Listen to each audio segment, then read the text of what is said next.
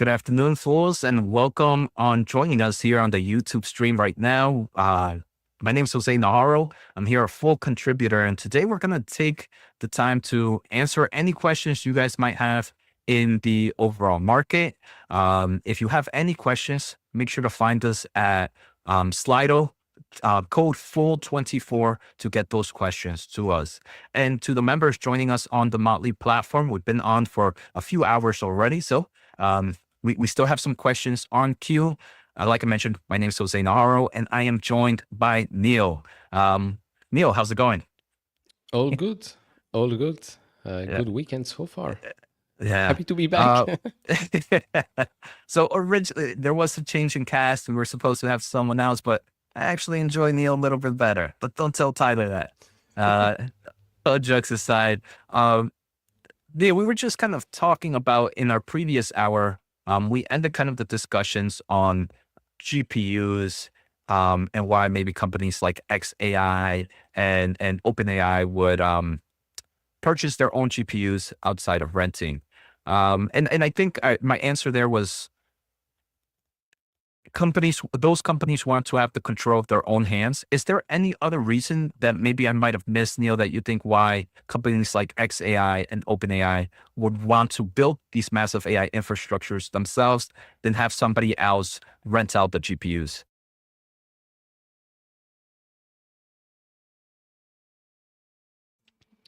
I mean, other than cost, full control, maybe, of course, it probably also gives them, I mean, it ties back to what we said, cost and full control gives them maybe a competitive advantage as well.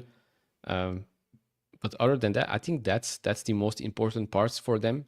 Maybe they can also move much quicker like this. If they own it all, they don't have to wait and see what happens with the cloud provider. So if they control it all, cost advantage, control advantage, competitive advantage, I would say. Definitely, Neil. And I think this is actually a great question for one that No Noise had about 19 minutes ago. So No Noise was kind of asking our questions on Oracle. Neil, do you, I know we've both have done full video articles on Oracle before Oracle was the popular stock that it is right now. But I don't think I've ever asked Neil, are you an Oracle shareholder? I'm not an Oracle shareholder. So as a non-shareholder, what are your thoughts of Oracle right now? Obviously, we've seen this huge excitement with the Stargate program. And we're starting to see this really as kind of a cloud player where maybe a year or two ago, that wasn't where we thought about Oracle or what the market thought about Oracle. Yeah, I think that's it. That's exactly that, right? Because I think it was a year ago or something like that. Let me just make sure. It was, yeah, about a year ago where suddenly it was one quarter, one earnings call that suddenly flipped the switch for Wall Street and said, oh, actually, this might be a winner right now in this whole AI themed investment cycle, let's call it. And to be honest, I think that's what's happening with Oracle. They continue to grow quite nicely. I think in the last quarter or two, there were maybe some bumps on the road, but short-term things. All in all, I mean, they're doing what they should be doing. They're partnering up. We're seeing their name pop up more and more, which was to be expected, if we're being honest, if you've been following the Oracle story for a while. So it does get more respect today than it did a year and a half ago as a company, as a player in that investment wave. So all in all, I don't know if they reported earnings more recently or if they're yet to report earnings, but the business itself, from what I've been seeing, the business itself is doing well, is doing what it should be doing. It's true that sometimes after one great quarter or one or two great quarters, good comments on the earnings call, the market likes to run ahead with itself, like suddenly good comments and the stock is up 20, 40, 50% sometimes. So yes, if you see some pullbacks, it's not always because the business is not doing well. It's just because, well, the market was just ahead of itself, and now we're coming back to reality. Yeah. So Neil, I am a shareholder of Oracle, and let me see if I can share screen really quick here. So give me one quick. So here, Neil, I'm gonna take a closer look at the market cap of Oracle and maybe compare it to Microsoft. And I think we both did video articles, Neil, here on the Fool around the same time. Like you mentioned, January of 2024, I think is when we came up with, we both decided to kind of do these video articles. And you can kind of see this huge difference in 2024, how Microsoft was dominating in this space because OpenAI was getting good traction. It was increasing the cloud growth market it was accelerating the cloud growth for Microsoft. Unfortunately, Oracle during that time frame wasn't as popular, and I think we both kind of saw Oracle where this AI market, Oracle starting from a small cloud-based player, just by them increasing their capacity little bit by little bit, they would be able to see strong revenue growth in the clouding space. Luckily for us, they accelerated their infrastructure growth dramatically and now have become a really strong player in the AI infrastructure cloud computing market. And if we kind of take a closer look at it, the market now seems to understand Oracle a little bit more. I kind of want to look really quick here at their PE ratios. And back in June 2024, this was trading at forward PE ratios below 20, Neil, right? And again, the market was not expecting much growth from this, and Microsoft was kind of trading in the 30s. Now, fast forward, completely different story. I think the market now understands that they're a little bit closer than they were before in forms of valuation. So Oracle, I definitely believe that they can grow, Neil.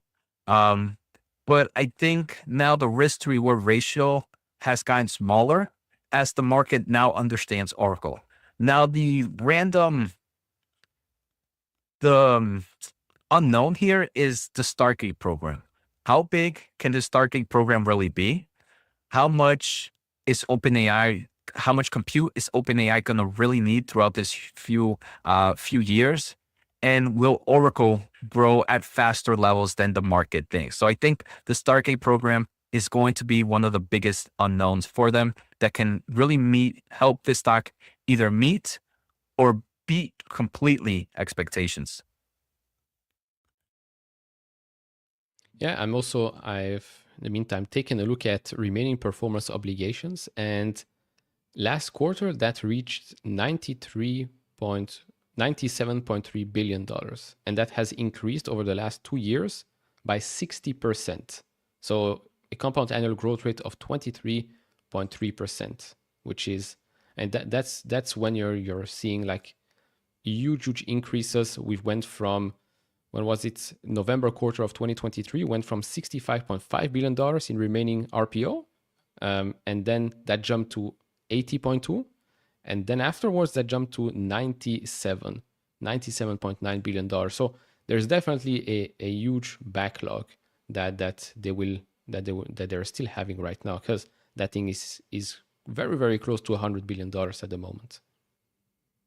The only other thing I would say, Neil, is I've heard a lot of reports and from some of the supply chains that I listen to, that the recent AI law or export thing, which is called the AI diffusion law, which creates some limits of capacity being built in certain nations, is really bad for Oracle. And this is why Oracle was one of the major cloud service providers that really kind of try to fight this AI diffusion law, because they were one that can really be impacted with it. There are current discussions that maybe the current administration might make some updates to this law and maybe ease up in certain segments and maybe tie in other segments. But that can also be another uncertainty for the stock right now, that while the Stargate program could be the bullish variable for it, the AI diffusion law could be the negative variable to it in the long term of things. So definitely something to keep in mind of, because that AI diffusion law is preventing cloud service providers from expanding into so many international markets unless they invest dramatically here in the United States.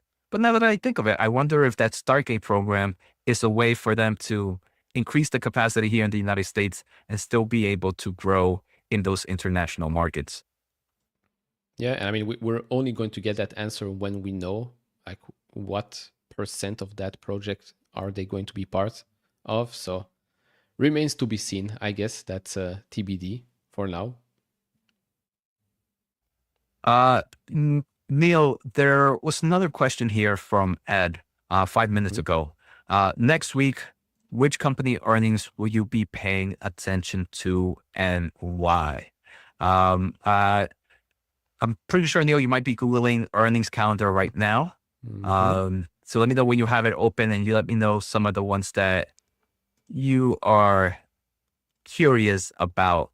I'm going to say, Neil, let me give some names that don't typically go with Jose, the semiconductor guy, right? So on Monday, we do have GitLab. It's a software-based play.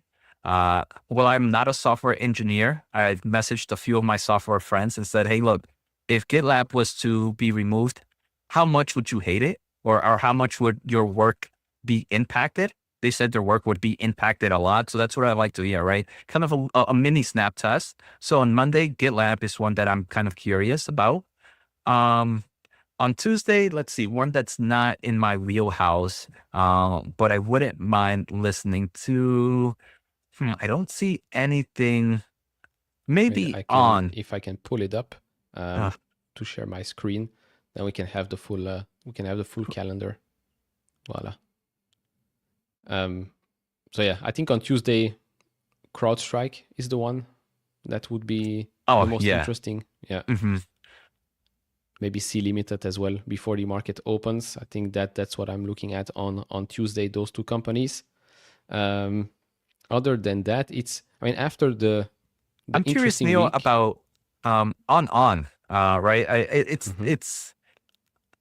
I really do enjoy their shoes a lot. While I don't own the stock, Neil, it's one of those stocks that, hey, maybe if I ever want to escape the semiconductor space, see some growth plays, I'm curious to see how they're going in this kind of market where maybe consumers aren't spending as much.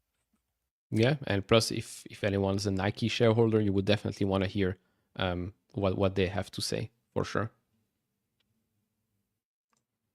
What about for you Wednesday, Neil? Wednesday. Wednesday before the market opens, believe it or not, I'm interested in hearing what Abercrombie and Fitch have to say, because the stock, I think, got slashed in half since the peak. While they're still doing quite okay. I love their clothes. I mean, I've been I won't say a shareholder, but a cloth holder for a long time. But that's before the market opens, and after close, probably the number one here, Marvell, and then Zscaler.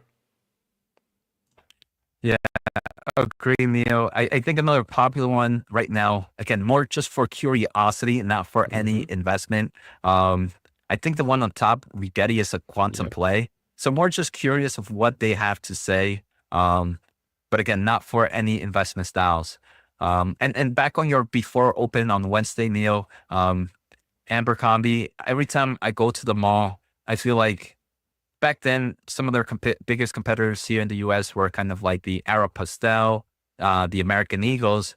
And whenever I go to those, if like I look at the mall, those two stores are always kind of like empty-ish, but I see Abercrombie kind of a lot more packed in forms of customers. Yeah, and I mean, they did switch a bit their brand image. Like before, I remember going to the States and going to their stores, and you had models at the front, like loud music, perfume everywhere. And I think they did switch a little bit. The clothing is also a bit different today. I still own the older version of their clothing, which in my opinion is still much better. But yeah, they're still doing quite well. So that's Wednesday. On Thursday, probably before the market opens, is the number one player here, another Chinese name, which is JD.com. And then after the hours, we have another number one here, which is Broadcom. We have Broadcom, HPE, and then, well, of course, big ones here is Costco for that consumer sentiment. What are they seeing? And then Serve Robotics could be an interesting one. If you like the small robotics play, we know that NVIDIA previously had a stake in that company. I think Uber still has one partnership as well. So Thursday is an interesting day. I mean, compared to what we had last week, it's going to be a slowish week. Yeah, Neil, actually, I'm still pretty excited though about, I thought we were done with semiconductor stocks, but next week is actually going to be really fun for semiconductor stocks. I thought I was going to have a week break, but we have, like you mentioned, Marvell on Wednesday and we have Broadcom on Thursday. Surf Robotics, Neil, that's actually one I don't own Neil, but I'm getting more bullish in that. I don't know if the fools here just keep asking me a lot of questions about Surf Robotics, and the more I look at it, the more excited I get about it. So it would be more of a speculative play, right? Neil, it wouldn't be if I was to ever open up a position in it, it would be more of a speculative play. But Surf Robotic is one that I would be curious about. The other one, Neil, is I get a lot of I see on X sometimes a lot of popularity on Samsara, ticker IoT. It seems like I don't know. I'm curious about it. More like maybe not on their earnings, but again, a lot of popularity about it being IoT is Internet of Things products. So I wonder if they really do hit that market, or if the ticker is just it's just a coincidence. And then Friday is, yeah. And then Friday, I don't think I don't think anything ever cool is ever announced on Friday. No, I think last week on Friday, the only name that I remember is probably Fubo. That's the only one that reported that I can name that reports on Friday, because usually on Friday it's like the forgotten ones. Like, who are you? Okay, you're on Friday. Like, you report on Friday. But yeah, some interesting companies for sure. I mean, CrowdStrike, especially after what happened last year, the company has been doing extremely well. But it does seem like the market is now in a, okay, but how well are they going to continue to be as a company? Are we still going to maybe see some negative impacts from that outage last year? Remains to be seen. But so far they've managed to grow quite nicely and exceed all the expectations. Yeah, and for Marvell and Broadcom, Neil, I think we've had NVIDIA recently report earnings, and we're seeing strong demand for the AI space. But like we saw, stock price took a hit. I think Marvell and Broadcom, and Marvell, last time I checked, at one point got below the 90 levels. I don't know if it climbed back up. Let me just take a closer look. It did climb back up. It's back to 91.82. But I wonder, I mean, I feel like Marvell, we're still going to get good traction from their customer Amazon on buying their Trainium, the Trainium chip that they've designed with them. And with Broadcom, very similar. I think we might hear some great news about the TPU. But the real question is, how is the market going to react?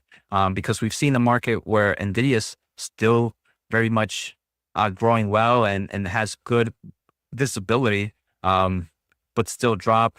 I wonder what we're going to see with those other players.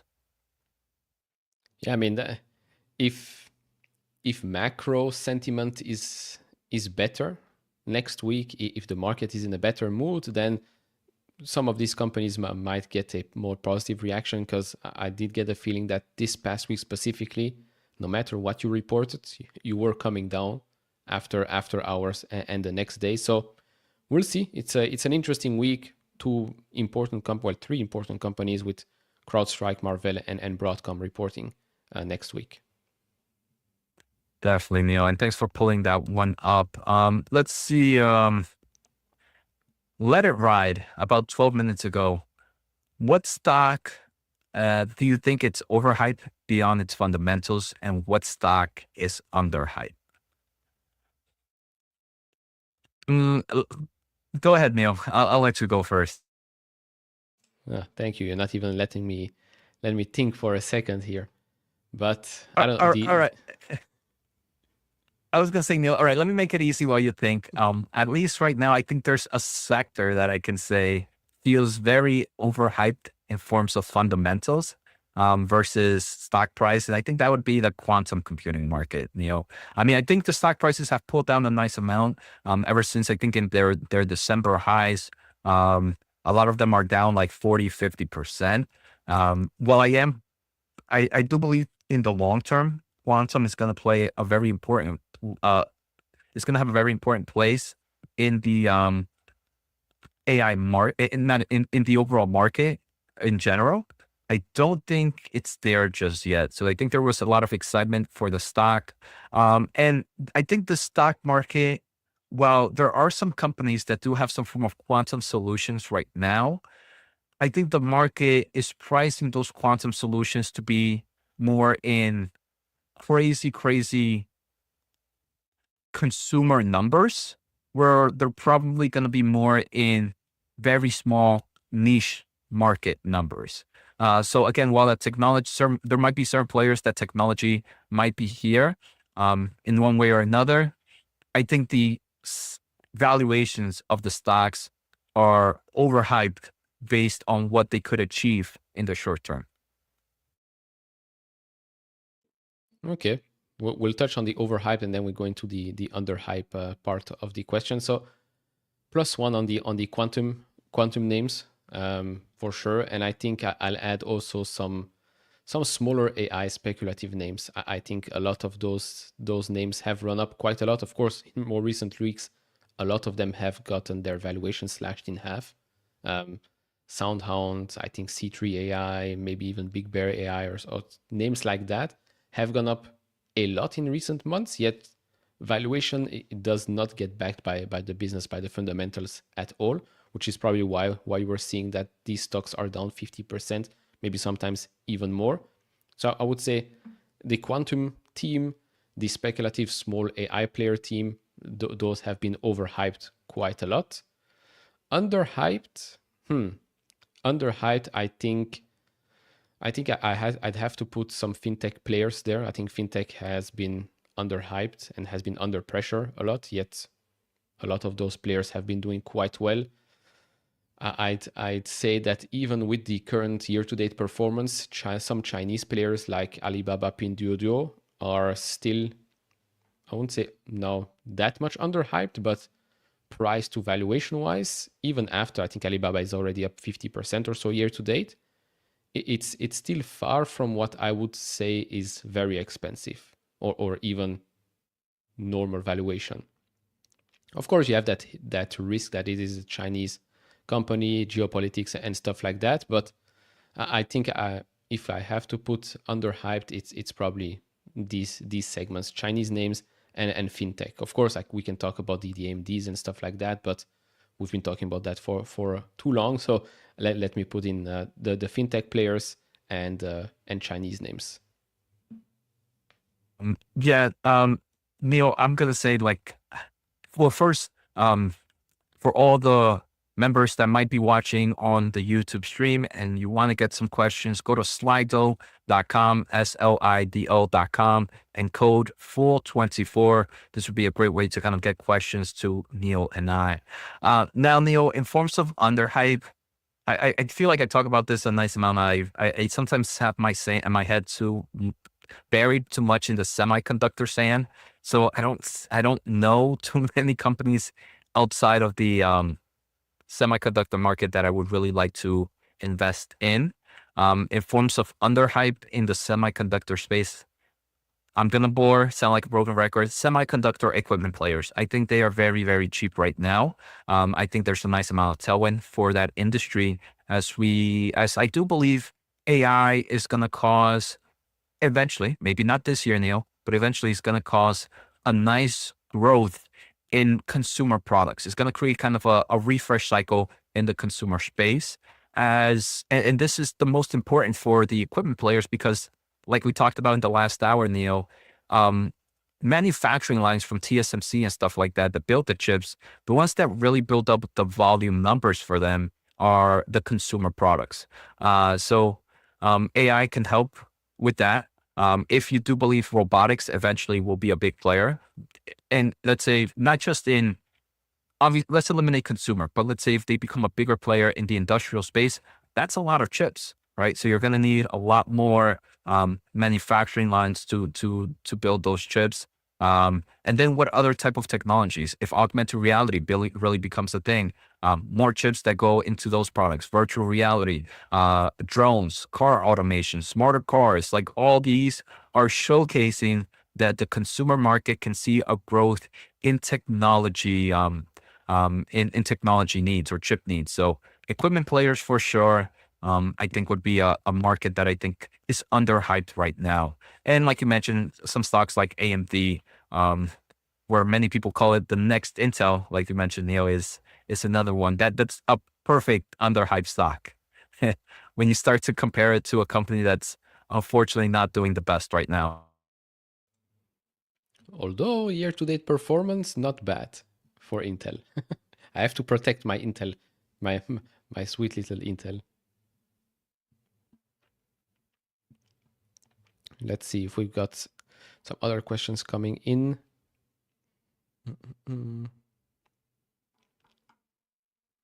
Actually refresh this. Sorry, Neil. My thing was a little bit weird. I kind of had like a quick blue screen there, but it seems like I'm back. Any questions here, Neil, that you might be wanting to grab? If not, this one's interesting. It's more like a general thought question, Neil, from Seda about 45 minutes ago. Do you see a future where GPT becomes a sales rep who plants desires to purchase things that you don't need? Going through like a sci-fi movie marathon this weekend. Do I see? I think so, Neil. I think eventually there's going to be like a sales AI agent that's going to try to. You're going to be like, hey, look, this is either you go to Best Buy and like, hey, look, I'm looking for a laptop, or wherever, go to wherever. I'm looking for a laptop that is great for gaming, that is great for whatever. And it'll start listing you. Maybe it'll be programmed to list the best, the most expensive at first, and try to sell you that, and then kind of move on from there. Yeah, I mean, that's interesting. I mean, we've talked before about AI agents and their applications. Like you tell them what you're looking for, and they have to find the best product for you. So that's maybe the other side of the coin, like the AI agent serving you instead of the store, like instead of upselling you various things that you really don't need. Maybe you can tackle that by having your own representative that goes and say, no, actually, he doesn't need that. He wants this laptop and that. So I think that's what we're going to see in the future. I think you're going to you have your own AI agent. You tell them, for example, with Airbnb, we've talked about that in the past. With Airbnb, a personal concierge, for example, how many people you are, how long you want to go on vacation, what's the budget, and it starts to plan out your own vacation. And yeah, I mean, it seems like, I mean, there's so many different ways that AI can go. I don't think this is going to be anything in that we might see in the short-term future, but I do believe somewhere in the future now, in the future, we will have some form of sales agent. I think AI can open up various opportunities. Now, the real question is there a business model with having something like that? And I think that's going to be a lot of trial and error. We're going to see a lot of companies try to create some form of AI tool that they think is needed, but maybe won't be. So Neil, I think we might be switching off here. But Neil, I appreciate you staying on longer than expected. And Tyler, I know you're sometimes in the other side of the world, so I don't know if I should be saying good morning, good evening, or good afternoon. Oh, it's very late evening here, and apologies. There was some very long and complicated reasons for being late tonight, so apologies on that. But I don't think we need to get into all of them this afternoon, or whatever time it is where you guys are. But Neil, thanks for covering for me for the first half hour here. My pleasure. And have fun. Thanks. And it also looks like there's a few questions in here already for me. So I guess I can just dive right in and not have to do too much of an open here. But I see, and nice part is there are questions I feel like I can answer relatively well because, Jose, unless you have strong thoughts on home builders, maybe I'll just take one or two here for a minute. Yeah, feel free, Tyler. So Jenny, Landa Verde, I hope I got your name right. I apologize if I said it wrong. Says, I know you know Green Brick. What do you think about Dreamfinders Homes and Invitation Homes? Okay. So Green Brick Partners is a home builder. as is Dreamfinders Homes. Invitations Homes is a real estate investment trust that owns single family homes and rents them out. So they don't just build and sell like most home builders. They actually buy from home builders, own the properties, and rent them out. Not much different than like an apartment REIT, like an Avalon Bay or I'm trying to think of some other residential real estate investment trust right now. So kind of different business models. Invitation Homes, I don't have very strong opinions on. I think it's a decent business. Selling or renting out single family homes can be a pretty good business. People who rent single family homes tend to be stickier customers than, one bedroom apartments or things like that. Sometimes like called like workforce housing. People who are transient with their jobs and things like that, they tend to have slightly shorter tenants. People who rent single family homes, more likely to be families, more likely to be kind of, we'll say like permanently residing in an area, so less turnover, so it makes it a little bit more lucrative. I haven't looked at their valuation as to recently, so I don't want to speak too much on a valuation or where it's going from here, but so just a little bit of a different breed than Green Brick Partners. And then as Dreamfinders Homes, I know this is a popular home builder in the Motley Fool universe. I know there's been some analyst recommendations on it. I think Jose probably already said this at the top, but both him and I are contributors. We don't have a lot of direct interaction with a lot of the recommendations that are made, so we might have differing opinions from them. And I certainly do with Dreamfinders Homes. I think operationally, I think this company has quite a bit lacking compared to a lot of other home builders. Dreamfinders Homes really markets itself as this, new entrant to the business that studied the best operator, who is NVR, and they have this. It's called a land light asset strategy, where it's instead of developing land themselves to build their homes on, they let a developer do it for them, and they use option contracts to acquire those lots and then build on them afterwards. It's kind of like a made to order kind of business model relative to other home builders. It's a nice selling pitch, but it's when you start to dig into the numbers, there's just some blocking and tackling things with Dreamfinders Homes that I can't say I have been particularly keen on over the years. I think operationally they are a bit slower. One of the things in this industry that you can use as a form of, we'll call it like operational efficiency measure, it's called the absorption rate. Absorption rate is how many homes you sell in a community of homes that where you sell your places per month. And so like, homes sold per month in a community is typically, for like a decent home builder, is typically in the 4 to 5 range. And then if you're getting up in the 6, 7, you're like having blowout quarters. Dreamfinders has often had absorption rates in below 3 and sometimes below 4 and occasionally below 3, showing that they're operationally just a little bit, lacking. Their margins are lower for them, which is kind of expected. When you are a land light operator, it means you're sacrificing some margin for, being more capital efficient and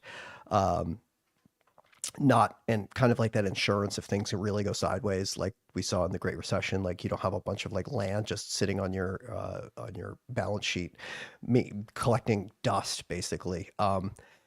But even in that regard, it still has pretty low margins. And for a business that claims itself to be capital light, it uses quite a lot of debt. I think it's one of the most leveraged companies in this industry. So in my opinion, I think Dreamfinders Homes markets itself really well as like the next great thing in the home builder space. But I just, every single time I just find these holes and these points of it kind of lacking, that I think there's a lot of other better operators in this space. Tyler, I know there's another one for you if you want to take that one. I haven't found one that I could answer right now, but there might be one that I'm doing a little bit of research on that maybe I can provide a little bit of value in a few. Sure. I'm actually gonna hit a double question here because it was one from yesterday and one for me, because Sadaf asked 32 minutes ago, what's the most richly valued stock that I own? And then Berlin Simon asked, I believe yesterday, Berlin Simon asked a day ago, are you aware of any Mexican companies which you think offer good long-term investment opportunities? Nice thing is I can answer both of those questions with the same company, and that is BBB Foods. Ticker is TBBB. This is a hard discount grocer in Mexico. Think of it as a grocery outlet, bargain market, Lidl, Aldi type of, no frills grocery store. Stuff's kind of still, stacked on pallets rather than stocked on shelves and things like that. The idea being like, look, we're not even going to bother to, stick it on shelves because we're trying to keep our costs low to pass the savings on to you. That's kind of the thesis on a hard discount grocer. This particular business, it IPO'd 2024. It's one of those stories that like it's hard not to get behind. There was a founder of this business was like an equity analyst who studied hard discount grocers in Europe, saw this, and it was like, this is just a wonderful business model. Where is this lacking? Did like a white paper study. It was like Mexico, moved his family down to Mexico, did like deep research on the customer to like custom build a hard discount grocer for the Mexican market. And so it's been a gangbusters kind of business. Same store sales comps at a grocery store growing at double digits annually. And this is a business that has about 2,600 stores, 27. I don't know. I haven't checked if they reported earnings yet because they've been growing so quickly. The store count may be updated in its most recent earnings report, but their strategic goal is to hit about 20,000 stores. So we've got a lot of stores plus double-digit growth. So obviously, when you have something like that, it's pretty richly valued because there's, a lot still coming down the pipe. And right now, this company is technically trading for 225 times earnings, which sounds absurd. But if you consider the fact that like it is so small, it is expecting to grow very, very quickly, and from an operations standpoint, looks absolutely stellar. I'm willing to forego my normal stinginess when it comes to valuation, because I think this is much more of a growth company where the earnings are going to grow sufficiently large that I'm willing to buy in today. Thank you for that, Tyler. I think I'll take this question from Sadaf about 15 minutes ago. Thoughts on IONQ. So first, I do want to say I believe while quantum technology could eventually provide some great solutions, I think right now we are still very much in early innings, and it's not a place that I would look for an investment. And if I'm wrong with that, I think I'm okay with that. Just because I think the risk to reward ratio is really high. I think these would be kind of like those speculative plays where it's a high risk, but actually high reward as well. So if I was to ever open a position in a quantum computing stock, it would be probably less than 1% of my overall portfolio. Now let's take a closer look at IONQ, which is what Sadaf wanted to know. Ticker, pretty much like its name, is IONQ. And right now it has a market cap of $5.3 trillion, which is wild because this stock... you mean billion, right? Yeah, billion. Sorry, did I say trillion? I'm so 5.3 It's been a long day, buddy. Yeah. $5.3 billion. And the stock is down roughly 51% from its highs that it hit in January 6th. So at one point, it seems like this stock was trading at about $10 billion.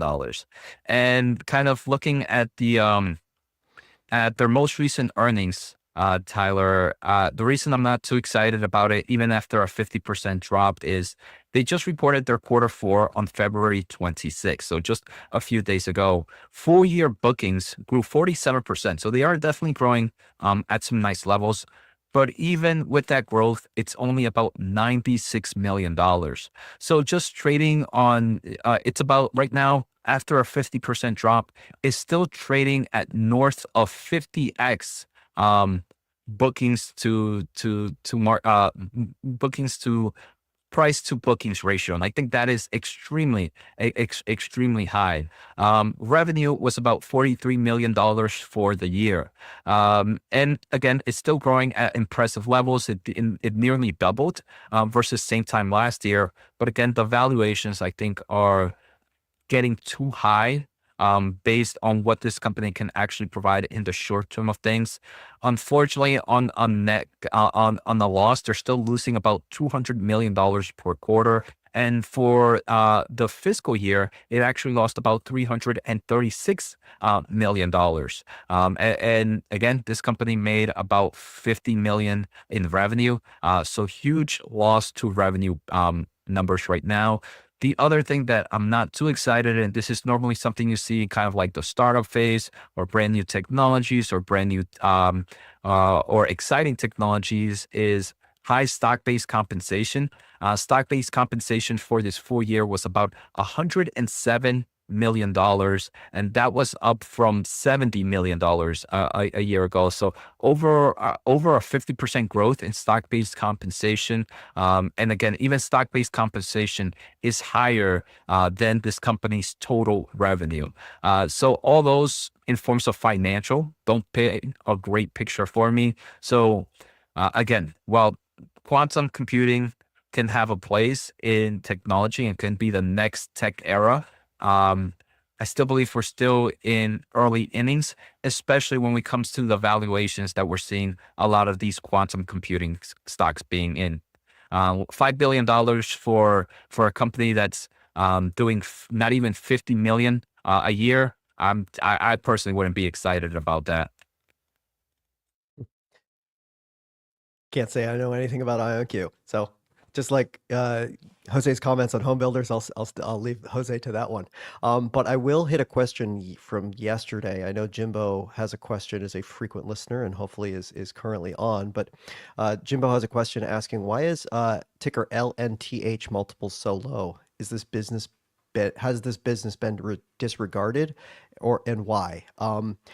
So LNTH, the ticker is for Lantheus Holdings. This is a radio diagnostics company who basically it to simplify, it creates radioactive isotopes that are used in nuclear imaging, either for like things like echocardiograms or proton emission tomography scans, also called PET scans, things like that, often used to like detect cancer or things like that. Echocardiogram is obviously a little bit different, but PET scans are often used for scanning for cancers.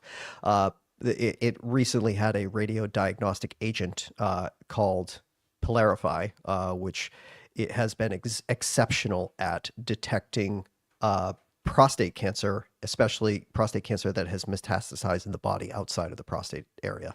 So it's the first ever like blockbuster diagnostic agent. Like in pharmaceutical terms, blockbuster means more than $1 billion.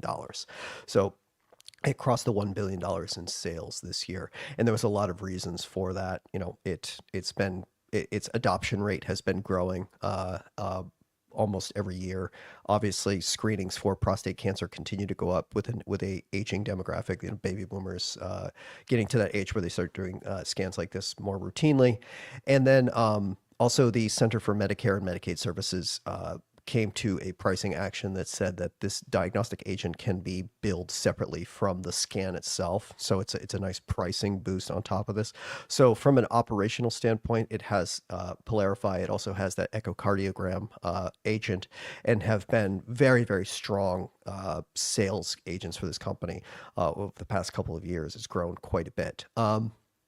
As to why the multiples are so low, the best case I can give, and because this is a company I own and I've been following for a little more than a year, a little more than a year at least, and have owned it, is that basically once it got this Polarify radio diagnostic agent like sales, it started making a lot of acquisitions, basically building out a radio diagnostic and radiotherapeutic pipeline to complement what it already has, looking for other diagnostic agents. One of its most promising ones is for early detection of Alzheimer's.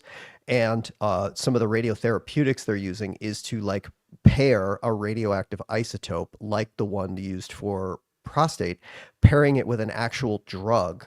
And so you can hyper target these cells that need to be treated much more, efficiently and much more precise than say like broad-based chemotherapy or something like that. So it's still in the testing phase, like clinical trials, both the Alzheimer's one and the radiotherapeutics.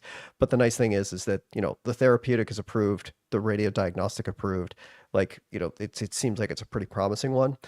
But, that being said, there's been a lot of acquisitions lately, and these are all like not commercial products yet. They are still somewhere in the clinical trial pipeline.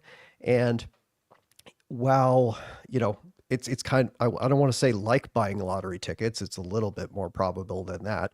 But when you are buying clinical phase stuff, there's not exactly a high probability that things are going to turn out. It's something like 30% of all drugs that go through a phase 2 clinical trial don't actually get to commercial viability. Or like if you initiate a phase 2 clinical trial, the chances of it getting commercially viable is 30%. So, with that in mind, like a lot of that spending can make people a little nervous, being like, well, you just spent all this money, you've got this great product, which is nice, but what happens if it doesn't turn out, right? So, I think that might be the reason why stock price wise, it's been a little low. And also this is a business brand around for like 60 years. It got like tossed around like a hot potato, like pharmaceutical companies bought it and then they sold it to private equity, and then private equity sold it to another pharmaceutical, and like just like went back and forth. And then finally somebody just spun it off and it became a publicly traded company.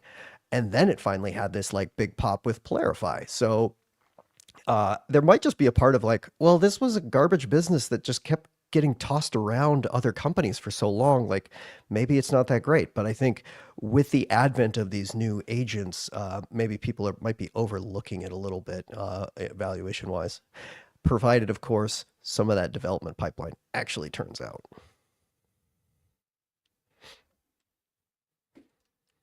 Thank you, Tyler. I'm going to take the next question here. I was just trying to pull up really quick a presentation. Sure. And it was no noise about 9 minutes ago. Thoughts on Taiwan Semiconductor. So let me see if I can share screen really quickly, so we can kind of just look at their most recent earnings. So for those that are not familiar with Taiwan Semiconductor, ticker TSM, this is the big player when it comes to chip manufacturer. So let's say if you are NVIDIA, if you are AMD, or some of those popular semiconductor stocks that we've discussed in previous hours or previous episodes, they design the chips, but they don't manufacture the chips. That chip gets sent to the manufacturing player here, TSMC. Now, in this player, when it comes to advanced manufacturing, and advanced manufacturing is when chips get smaller and smaller, you need some crazy technology, some crazy technique, some crazy talents to be able to make them. And not many companies can do that. TSMC is by far the leader. I believe when it comes to advanced manufacturing, they have when looking at just advanced manufacturing, and those are chips below 70% or lower, and they have over 80% of the market, maybe a little bit more. When it comes to total chip manufacturing, and that includes all types of sizes, mature, which are bigger, and the advanced, they have about over 50%, over 55% of the market.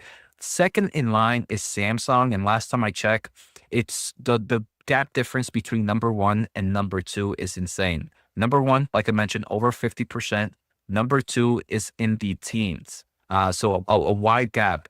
Now, there's a lot of growth opportunities here for TSMC, as especially kind of this AI craze or AI technology is being built, where now, if you have a phone, you might not know. If you just recently bought a new phone, you might not notice it. But most of the phones have increased in performance due to kind of pre-planning. If some form of AI tool might enter the phone business, they're trying to kind of plan ahead in, will the phone be able to handle certain tasks? You've seen an increase in memory, and all that just means more chips being built in the laptop market. You're seeing CPUs, GPUs, and everything getting bigger or better, or you're using more per laptops. So there is this growth opportunity as AI becomes enters into the consumer market. You will need more chips in general, and TSMC is one that can benefit dramatically from it. And also, even if AI does right now, some of their biggest customers is their top two is reportedly Apple and Nvidia, and they represent a healthy amount of market share. Obviously, Apple with a huge amount of phone business, but we can see revenue for them is growing.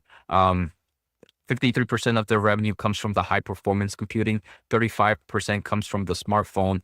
But eventually, I mean, if autonomous growth opportunities are also in the automotive market, if eventually we get to a world where maybe we have some form of autonomous driving, or maybe just smarter vehicles in general, more entertainment vehicles in general, this segment can grow. IoT, Internet of Things, maybe the advancements of not necessarily complete AI, but if we have smarter smart home products, if augmented reality grows, if virtual reality grows, you could kind of see a growth in demand for IoT. So overall, you are seeing kind of various growth opportunities in the consumer electronics, and there's no one else to really kind of benefit from this space the most than TSMC. And every time they make a new manufacturing push, they are increasing their pricing, so they have strong pricing power. It does come with some risk. Some of the risks right now are obviously discussions of potential tariffs that could impact margins. It is possible for them to just send the pricing power, using their pricing power and send kind of the cost to their customers. Another type of risk that we're seeing is the tensions between USA and China. That's always been a kind of a discussion here in the semiconductor space, but I feel like now it becomes a little bit more discussed in media platforms. So that I do believe that could create volatility in the stock. And another kind of risk at the moment is this company is expanding internationally, and so it's mainly in Taiwan. That's where most other manufacturing plants are. They are expanding into places like the United States, places like Europe, and they mentioned that those places at the moment will dilute their margins by about 2 to 3%. So margin compression is also something to be worried about. And then the final thing is you do have, while competitors are nowhere near, there's always competitors out there. Intel and Samsung, while they're nowhere near this level and size as TSMC, it's not necessarily impossible for them to catch up, right? There is the possibility there. Overall, though, I'm going to say TSMC is going to remain the leader here, and it's going to be one of the most it's a company that's needed for whatever next phase of technology innovation we see in the semiconductor space. I actually want to do a follow-up question with you, Jose, because you were mentioning Internet of Things. Because when you say Internet of Things, you were talking about like connected devices, augmented reality, things like that. But in the spaces that I follow, Internet of Things ends up being a lot of like industrial design. And I'm wondering how much like when you were saying Internet of Things, how much of that is actually like the demand on industrial design. One example I can think of often is like GE will build a digital model of its like natural gas like turbine engines for a power plant or something like that, and they'll run it through a model to like estimate breakages and like how to better fine tune maintenance, things like that. When you see the Internet of Things demand from somebody like Taiwan Semi, is that on the consumer side or is that industrial stuff? And it's definitely, it's a mixture of both. I think in forms of volume numbers, it's always going to be more dependent on the consumer side, as those probably have the higher volume. And as a manufacturing player, it's more the volume that drives stuff. But in the industrial space, there is the growth opportunity of, obviously we already have things like robotic arms and a lot of kind of robotics in things like distribution centers and manufacturing centers. But I'm a firm believer that AI can help accelerate some of the tasks that these robotic players will be able to do, where right now they're more of like a fixed task. I think with the evolution of AI, they can become, they could have the ability for them to go into multitask. The friction gets broken, and it's going to accelerate the demand for more of these robotic solutions in the industrial space. So that could definitely be a potential growth for TSMC, but I believe most of the numbers in all these are more consumer driven than industrial driven. That's fair enough. It's just it's a story I've been following on the industrial side that looked really cool and interesting, and I didn't. Certainly, it has profound impacts on efficiency and things like that, but I didn't know if it was actually like a bottom line driver for somebody actually making the chips, because it, like you said, total numbers when you compare it to like handheld devices, it's just never going to compare. And there's other players though, like companies like Texas Instrument and Analog Devices. They also manufacture their own chips, and those chips they manufacture are more for like the robotics markets and the industrial markets. So while it might not impact TMC directly, those types, if you are seeing kind of growth in those types of robotics and those types of products, I think maybe Analog Devices and Texas Instruments are going to be the ones that see a bigger growth rate from that space. And with that, it puts us at the top of the hour. And big thank you to Jose and Neil for covering for my delayed entrance on the show here. So thanks for that, Jose, and enjoy the rest of your Saturday. And for the next hour, will be joining me. We're doing a whole another hour of Ask Us Anything and earnings reactions, because it was a busy earnings week, that's for sure. Will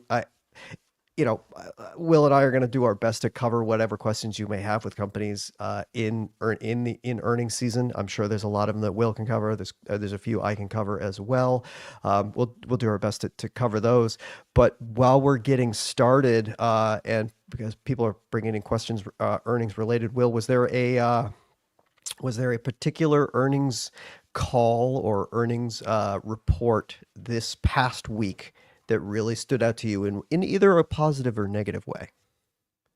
Well, there were a lot of earnings reports that stood out. There was NVIDIA, but Jose was just here. He was really the guy to talk to you about that one. So I'm trying to think of how many hours of NVIDIA earnings reactions we've had so far this week. Exactly. So I don't think I really need to go through that one.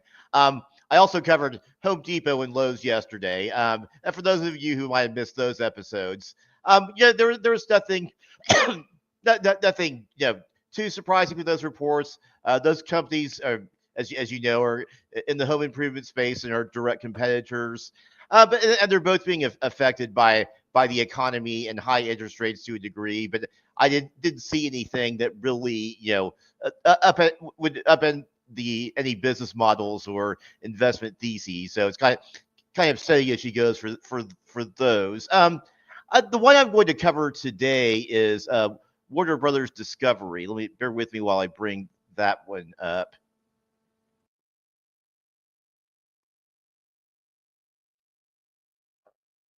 Again, for those of you, if you can maybe talk through like what as you pull up the numbers, like what drew you to that one particular. Like when I think media, obviously Netflix is a big attention draw, and Disney obviously, because like everybody has probably been familiar with a Disney product. But is there something that's been happening recently in Warner Brothers Discovery where you're like, I should really read this earnings report?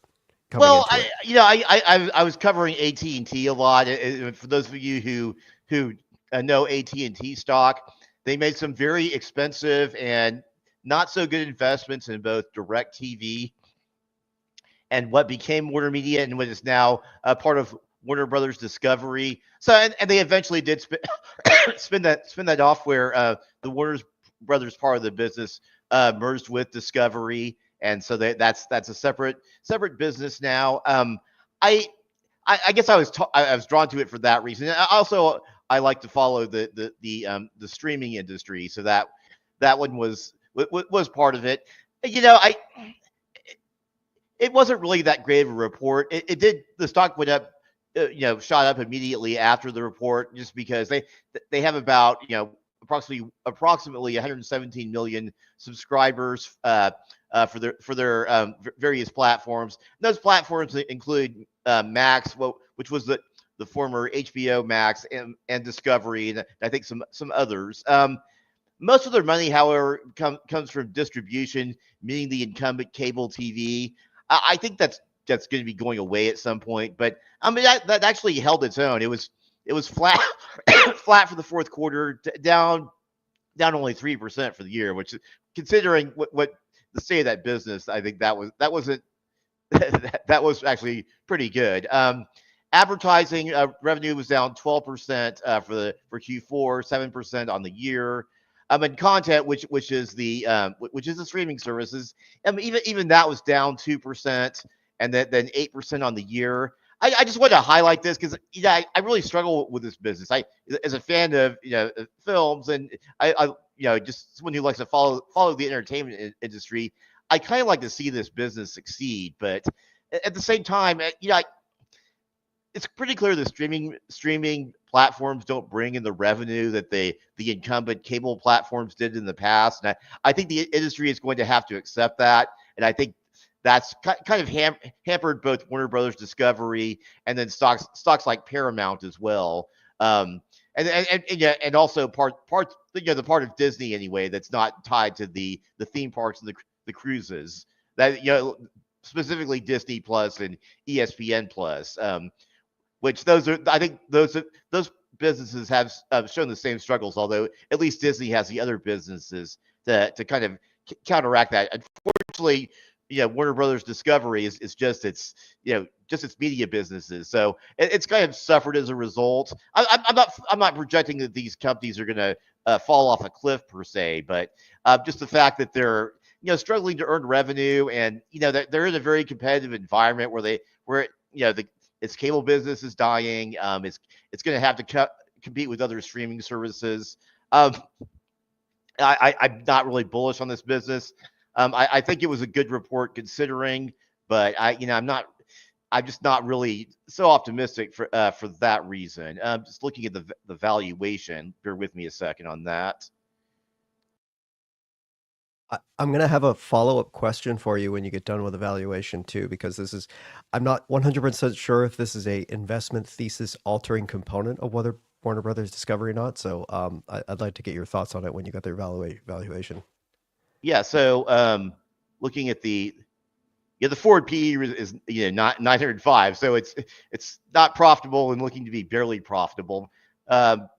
Price to sales ratio it's under 1, but that's kind of normal for that business. So, and it was above 1 until during the 2021 boom. So I guess like that's weird. Anyway, that can't be correct because that they just spun off from AT&T. Yeah. Well, maybe that might have been right after they spun off from AT&T, but they started off in the maybe the 1.4 range, and that for price to sales ratio, it's about half that now. So yeah, I see this as a struggling business, and I think that's going to continue until some kind of change comes along that I can't predict. Yeah. So, and this is a question I had because when I think of kind of like the entertainment, one of the things, and maybe this is a little too inside baseball and isn't necessarily like investment thesis altering, but one of the things that has kept retention at linear television and has been a prospective way of like boosting streaming services has been live sports and rights to live sports. And this past year, basically Warner Brothers Discovery punted because it had a deal through Turner Sports to cover the NBA, but they lost that deal to Amazon, and basically they kind of like walked away from the having an NBA package available either through its streaming services or in linear TV. Is that anything at all that's like investment thesis altering for this business, or was that maybe not that big of a deal because the rights for it were so expensive? Yeah, that's the problem. Buying the rights is just so pricey for these things. I think sports has been the one thing keeping linear TV afloat, and maybe maybe the over 70 audience that doesn't want to learn something new and switch to streaming. But yeah, I mean, it might help them on the one hand to stay in sports, but yeah, it's been so expensive. I don't know that I can really look negatively upon them, because they may not recoup the massive investment it takes to compete in that business. Um, we have some questions coming in, so we'll start to hit those really quick. The two I obviously looked at a lot of earnings reactions this week, and two that came in that they're companies I've had a lot of doubts about, and that these most recent earnings reports didn't really remove any of those doubts, and that was Redfin and Opendoor, both businesses that are very much tied to kind of like the trajectory of real estate sales, and real estate sales continue to decline. And so as a result, these businesses are continuing to struggle. I know there's like this, in a world where when the real estate market comes back, these are businesses that maybe could be profitable again, but the recovery for these businesses has been so slow. One does have to start wondering like how much longer they can continue to do what they do at their unprofitable rate before like we see some significant increase in the housing market that is going to lead to that. So that was like my like 10-second take on those two. I know that there are other people that are probably a little bit more bullish on those companies. I know Matt Frankel and I have gone back and forth a lot with them. So maybe him and I can do some more a deeper conversation, but that was just kind of like a knee-jerk reaction to what I saw in those earnings reports today. So with that, let's hit some questions here, because I see one from No Noise that's right in my wheelhouse. 21 minutes ago, No Noise asked thoughts on ExxonMobil, ticker XOM, Petrobras, which is the ticker PBR, this is the Brazilian oil and gas national oil company that's publicly traded, and Equinor, ticker EQNR, and that's the Norwegian national oil company that is also publicly traded, and asked for the rankings of those three. So, okay, so ExxonMobil, is probably one of the best in the business, always has been. One thing that I will give ExxonMobil credit for relative to anybody else is they are remarkably steady when it comes to capital allocation. In down cycles, they continue to invest. When the cycle is really high, they are disciplined with their spending. And so they get a lot of like flack from the market. Like when the market is down, they lost an activist at the board seats to an activist investor because they had elevated spending levels during a time of, not so great for the industry. And they're like, you guys are inefficient with your capital spending. Like you need to like get things fixed.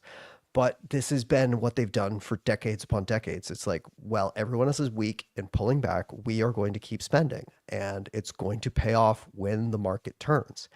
And then when the market's doing really well, we're going to keep our spending at that rate because we know there's going to be a down cycle. You look at every other of the integrated oil majors that we think of, Shell, BP, Chevron, all of them have been much more reactive to the market in terms of their capital spending plans.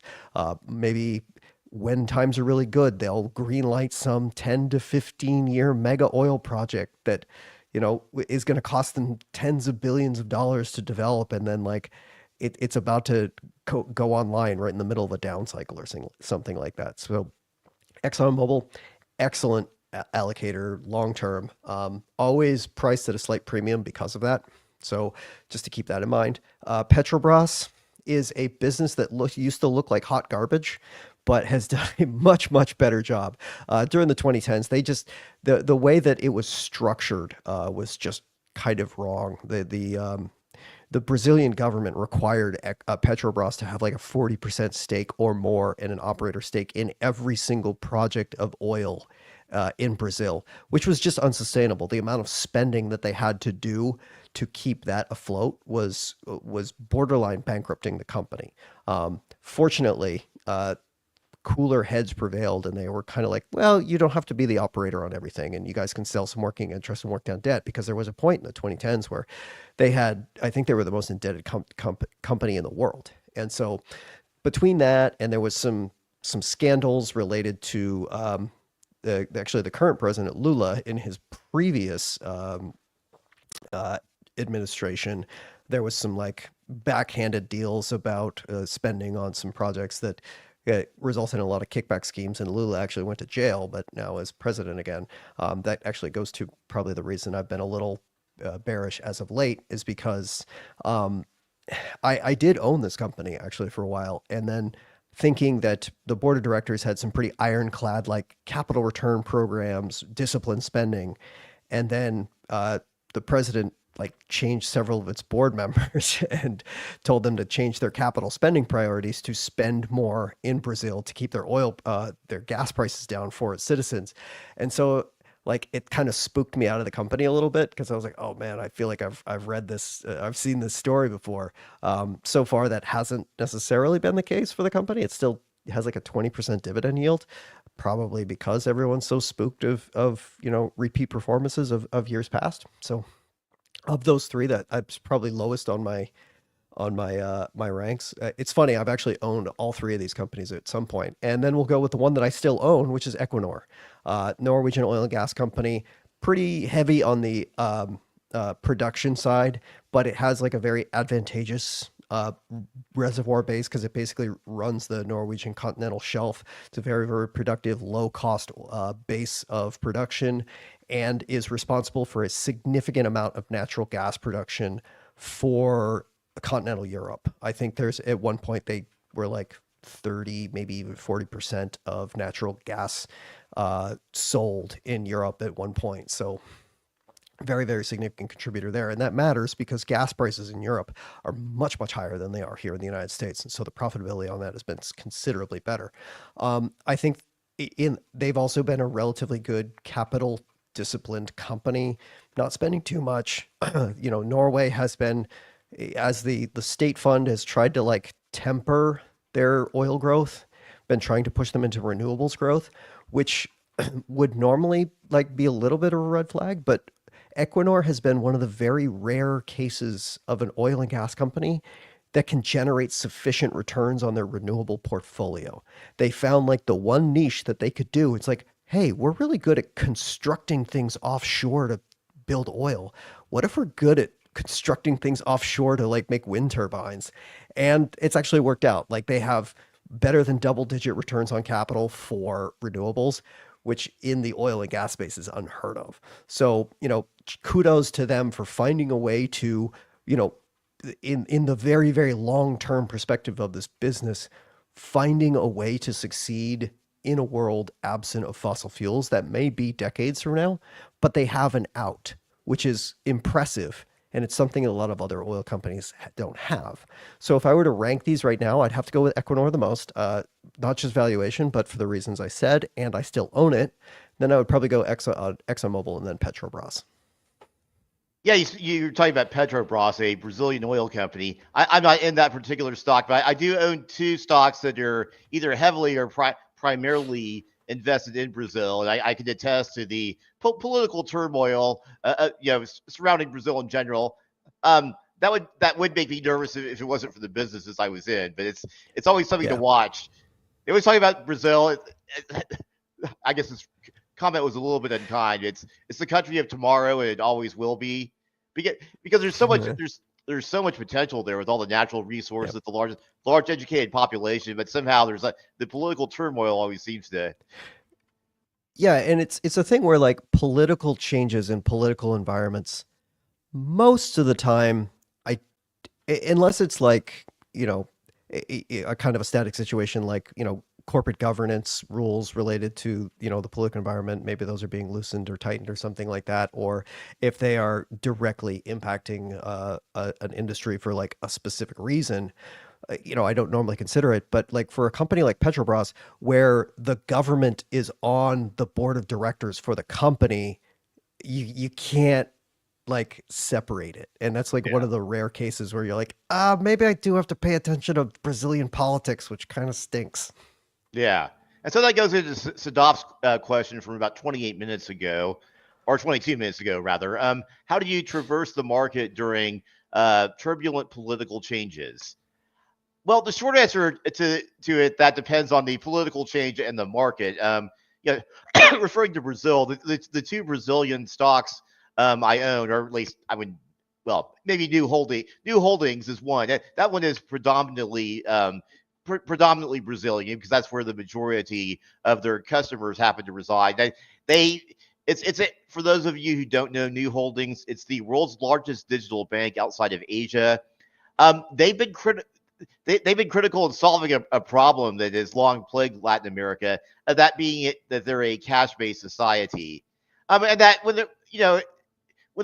maybe decades ago, when there wasn't as much technology, that was probably fine. But there's so many things you can't do without some kind of digital cash. And so in Latin America, the banking industry had been traditionally dominated by just a few incumbents, and and they didn't necessarily serve the whole population.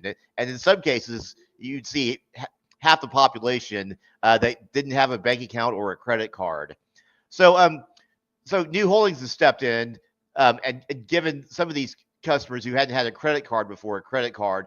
That's integrated more people into the financial system. So I don't have the numbers in front of me, but now the majority of adult Brazilians have at least one account with Nubank. So that's been huge. They've started to repeat this formula also in Mexico and Colombia, and the early signs are that they're succeeding in the same way that they succeeded in Brazil. So I like that, and now they're discussing going into other markets, although I don't think they've revealed that yet. My other partially Brazilian stock is Mercado Libre. I think roughly half of their business comes from Brazil, although they do cover all of Latin America.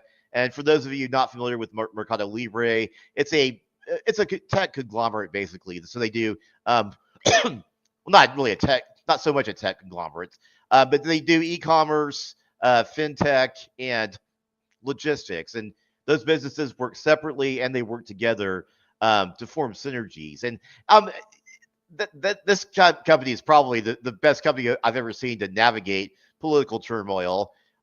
Just as an example, they started off in e-commerce, but as I mentioned before, a lot of their prospective customers were completely cash-based. So it created another business called Mercado Pago, and that created financial products that they like money cards and digital wallets and such that allowed these normally cash-based customers to do transactions online, and that became a separate business in itself. So that that in that case they actually increased the size of their business by solving a problem that had been incumbent on them.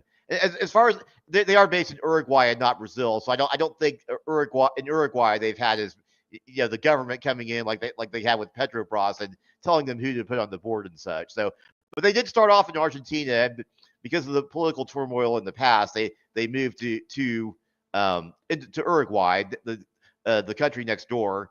Things are improving in Argentina now, so that might be bullish. They all, in terms of problems that Argentina's had that inflation problem. So Mercado Pago created accounts where they can essentially earn returns to try to keep up with some of the inflation. So the company actually played a role in helping Argentinians reduce the impact of inflation. So I like problems that see these political changes and find a way around them. But most of the time, I will say like the Tyler's Petrobras example, it's the government imposes rules on the company that could not have been predicted, and it tends to have a negative effect. And now we have all the talk about tariffs coming down our way. We don't know how that's going to affect specific companies or even the market in general yet. So it's always something to watch, but it's really going to depend on really going to depend on the problem as to whether the company can get around it or solve it, as opposed to having to just suffer through it. I did see that Vihan was on. Vihan had a question yesterday. I think it got taken off, but he asked about the three tower companies, American Tower, Crown Castle, and SBA Communications. As I recall, I think he wanted me to rank them. So I did some research this morning. just as an aside, I was in this industry, or at least worked with this industry in a previous career. So I did. I think I took an interest for that reason. But I would rank them. I think the most stable one is American Tower. They had a dividend return, I believe, a dividend yield rather, of I want to say about. Let me see. Let me get that up. Bear with me a second. I'll get you. You keep on talking. I'll do it for you. Yeah. So of those three companies, it had the mid-range dividend yields. I think it's the most stable one. It's the biggest. It's in a lot of international markets. So for those of you who don't know what these companies do, they have what's called vertical real estate. So they own the towers that the T-Mobiles, AT&Ts, and Verizons of the world use to provide Americans with cell service. And American Tower's case, they're international, so they have more clients than that. I would rank SBA second. They have a pretty steady client base. I think they're third in size, but they were probably the lowest dividend yield of those three. And then Crown Castle is third. They're the cheapest one, and they pay the highest dividend. I think it was like, I would say it was like 6.6%. Let me see. So yeah, Crown Castles is like 6.6%. American Towers is 3.1%, and SBA Communications currently is at 2.04.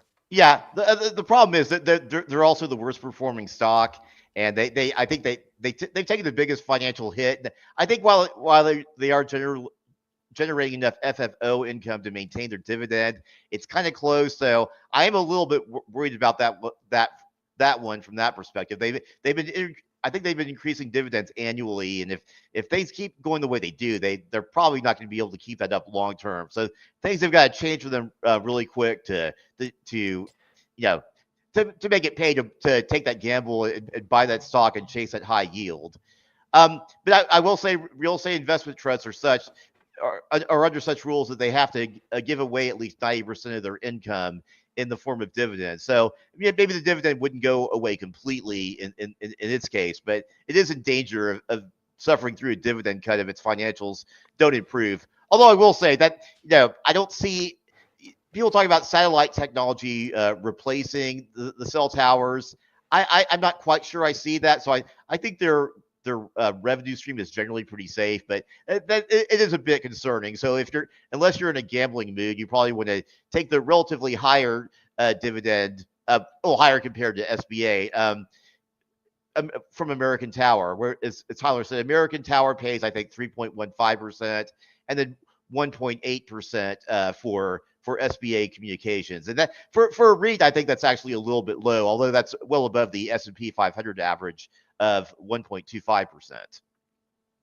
Yeah, these are actually companies I've covered quite a bit in previous lifetimes and iterations of analysis and stuff like that. And for the Crown Castle one specifically, one of the big weaknesses they've had is they put a lot of money into what they called small cell nodes and a fiber network. So fiber optic cable networks in a lot of connectivity. And basically the rates of return that they did on that were quite atrocious relative to what you could get for cell phone towers. And they were trying to acquire their way into it, spending a lot of money doing it that way. And I think they're actually now like unloading it at less than, what they bought all of it for. So there was a little bit of like, maybe you guys aren't doing so hot with that. American Tower was trading for like even lower yields, and not just because of like, higher interest rates commanding higher yields now, but they also decided to venture into the data center space as well. So like all of these companies have just been kind of like going into ancillary things that they're not as good at as like a kind of like, oh, we need to expand our universe as like, why to grow our business, where it's like, well, you're not very good at this. And, you may not be as good at underwriting a data center as you are relative to like buying a Burkina Faso cell phone tower portfolio, which is your expertise, as weird as it sounds. Like one time I think they had a choice between those two things. I was like, I would much rather you buy like West African cell phone towers than try to get into data centers at the hottest point in the market possible. So they all kind of have their warts. The one thing that you could say about SBA Communications relative to the other ones as to why you may be interested in that one relative to the others is they just have a much more it seems like a much more clear dividend growth trajectory. Like their most recent dividend hike was 17%. American Towers was 0.47. It's a pretty stagnant dividend at these Yeah. points. At this point, so yeah, you're getting the lower dividend, but it looks like the one that actually has some sort of growth trajectory in it, where both Crown Castle and American Tower these days are looking much more stagnant sort of businesses. So Yeah. I guess my two cents on those ones as well. And just while we're about halfway through our hour here, I know that we are on YouTube Live in addition to being at Fool.com. So anybody who is watching us on YouTube Live, welcome. I just wanted to remind you that if you want to get in your questions from YouTube Live, go to Slido.com and enter the code Fool24 there, and you can ask questions from us live. We have moderators to make sure everything is neat and tidy, and to make sure that we're not delving into too extreme of a topic. So we do ask, we keep questions nice and polite and not too controversial here. But so welcome to anybody who wants to ask questions there. And while those come in, I wanted to hit a question. It's going to be really quick because I'm almost going to have to punt on it, because No Noise asked about 28 minutes ago about Dino Polska versus TBBB. I just did 10 minutes on BBB Foods a little while ago. This is a Mexican hard discount grocer. So I'll save doing that whole thing, that spiel all over again. And, compared to Dino Polska, this is a company I've tangentially, people have asked me about it before. I confess I haven't been able to get into it as much as I would want to. And so I'm punting on a little bit, but just looking from a financial standpoint, you look at it, this is a business. It's over the past 10 years, revenue's grown 20% annually.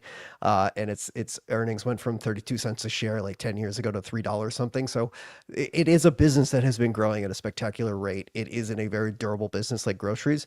I'm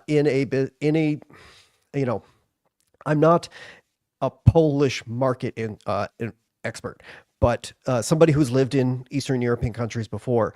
These are markets that are very fragmented in the grocery space, and somebody that can come in and be a consolidator, somebody who can bring in a recognizable, repeatable brand, could have an opportunity to consolidate this space that is, like I said, very fragmented. So I'm going to punt on which one's better right now, because I don't have enough information on Dino Polska, but I can say I will do my homework on Dino Polska in the next couple of weeks to make a more definitive answer on that question.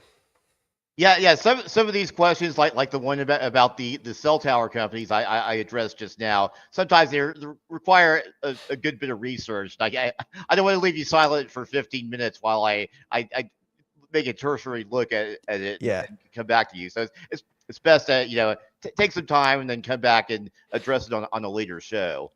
About 2 hours ago, JPL asked about Zoom, or really made a comment. Zoom is still superior to Teams or Cisco WebEx. Microsoft had to remove Teams from net new agreements, headwinds on agreement renewals, and additional costs. Yeah, I don't hate Zoom. I still think it's popular among certain segments, especially, unfortunately, for investors at the segments that tend not to pay for the service at all, or at least pay very little. And this space has just become so competitive since 2020, and Zoom really had that pandemic driven boom. Looking at the growth numbers for Zoom, they've been in the low single digits. I think that's on account of the competition, and especially having heavyweight competition from Cisco, Microsoft, and others. So even though they're not as good, that's basically all Zoom does. They do a few other things, but the platform is still their biggest business. And just looking at the growth numbers, I was bullish on the stock at one point. I eventually just sold out of it. I got tired of all the single digit growth rates. Unfortunately, I don't see that changing. So even if Zoom is outperforming Cisco or Microsoft on a performance basis, I'm less bullish about the company and the stock, unfortunately. I was looking for down the list of maybe some questions that have been asked previously that I could hit, and hopefully the people who would ask them would be able to revisit them in recordings of this. But Vihan just asked a question that was right in my wheelhouse, so I'm gonna punt on doing that and hit it right now because it's more of a comment than a question. So I'll just give my relative thoughts on this company based on that. Vihan asked, "I'm not a fan of me, Tyler. You're not a fan of ticker BOC, which is Boston Omaha. Canadian analysts for the Motley Fool love it and adding more at current valuations, understanding the Motley approach, because as I've mentioned before, I think maybe in the last hour, both I'm not, and I don't, and Will is not either. We are not actually, analysts for the Motley Fool's recommendation services, and so we don't have any insight or explanations as to why a stock is recommended in any of the Motley Fool recommended services, and can't really comment on what maybe anything related to that. And our answers as contributors, not analysts to services, may vary wildly to what you see in recommendations. So please don't think of that as conflicting advice to what you may be seeing in your recommendation services. This is just us sharing our thoughts, our views, and sometimes getting a different approach to than what other people may be saying.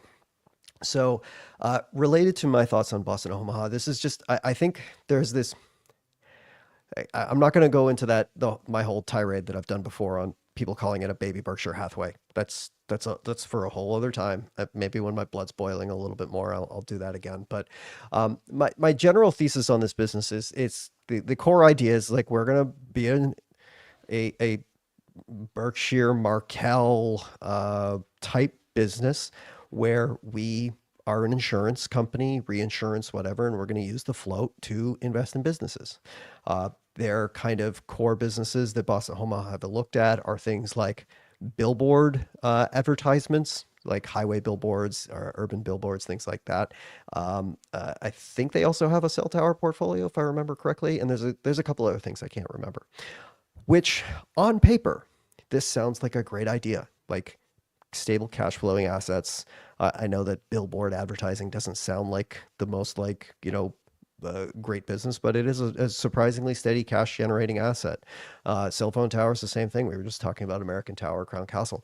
These are the kind of businesses that would make sense. And they've made a couple, I think there's some decent publicly traded things. I mean, they were a big early investor in Dreamfinder's Home, and they got a nice bump when that went public. So they've not everything has been, some of the things they've done are relatively have worked. My contention with the company, and one of the things that feels a deep flaw of it, is that while on paper this stuff all makes sense, I think some of the underwriting of what they do, and I don't mean their insurance underwriting, but like how they underwrite their investments in billboards, in cell phone towers, things like that, has been a little circumspect. With these sort of businesses, stable cash flow generating businesses, probably not a lot of growth, maybe inflation growth type growth at best, right? So if you're doing that, you have to be acutely sensitive to valuation when you are buying these things, because you need that business to generate a sufficient return relative to your cost of capital. And when you have a very, very low growth business, like flat to 2% growth, that is a very low number. To get sufficient returns on capital at that low of a growth, you're looking at multiples in the 10 to 13 times earnings range. Like, you have to be incredibly disciplined. And based on their results, based on what they have reported on their returns on capital, on their free cash flow, and all of those things, it just seems to me that this strategy has been a little wanting, not in the concept, but the actual execution of it. Like, the prices that they're paying have not led to the types of returns that one would expect to get for these sort of businesses if you're doing it right. And so, could that change? I'm always willing to be open to the idea of them changing that and being better at being more acutely sensitive to valuation when they're making these acquisitions. They haven't really done much lately. Maybe that's kind of a way of them looking or trying to rethink their valuation strategy when they're doing these sort of things. So with all that said, I would like to see them do that before I would want to do anything with this business, because so far, as currently presented, I don't think it works really well. And even though it currently trades for below book value, if I'm remembering correctly, I think it trades significantly below book value. Yeah, 0.8 times book value. There's part of me that says, well, it's probably trading for a discount to book value because they bought overvalued assets. And if you bought, if you actually like mark to marketed those assets, you'd probably be closer to book value. Yeah. So, yeah, I'm not a Bitcoin expert by any stretch of the imagination, or a crypto expert in general, but I'll attempt to cover Vihan's question. Gentlemen, are you invested in the crypto space? If not, what is the antithesis? Any altcoins look interesting? Well, the short answer is I'm not invested in the space. I don't really have any recommendations on any altcoins. If I were to go in this space, I would probably look at Bitcoin or Ether or something that's yet very established.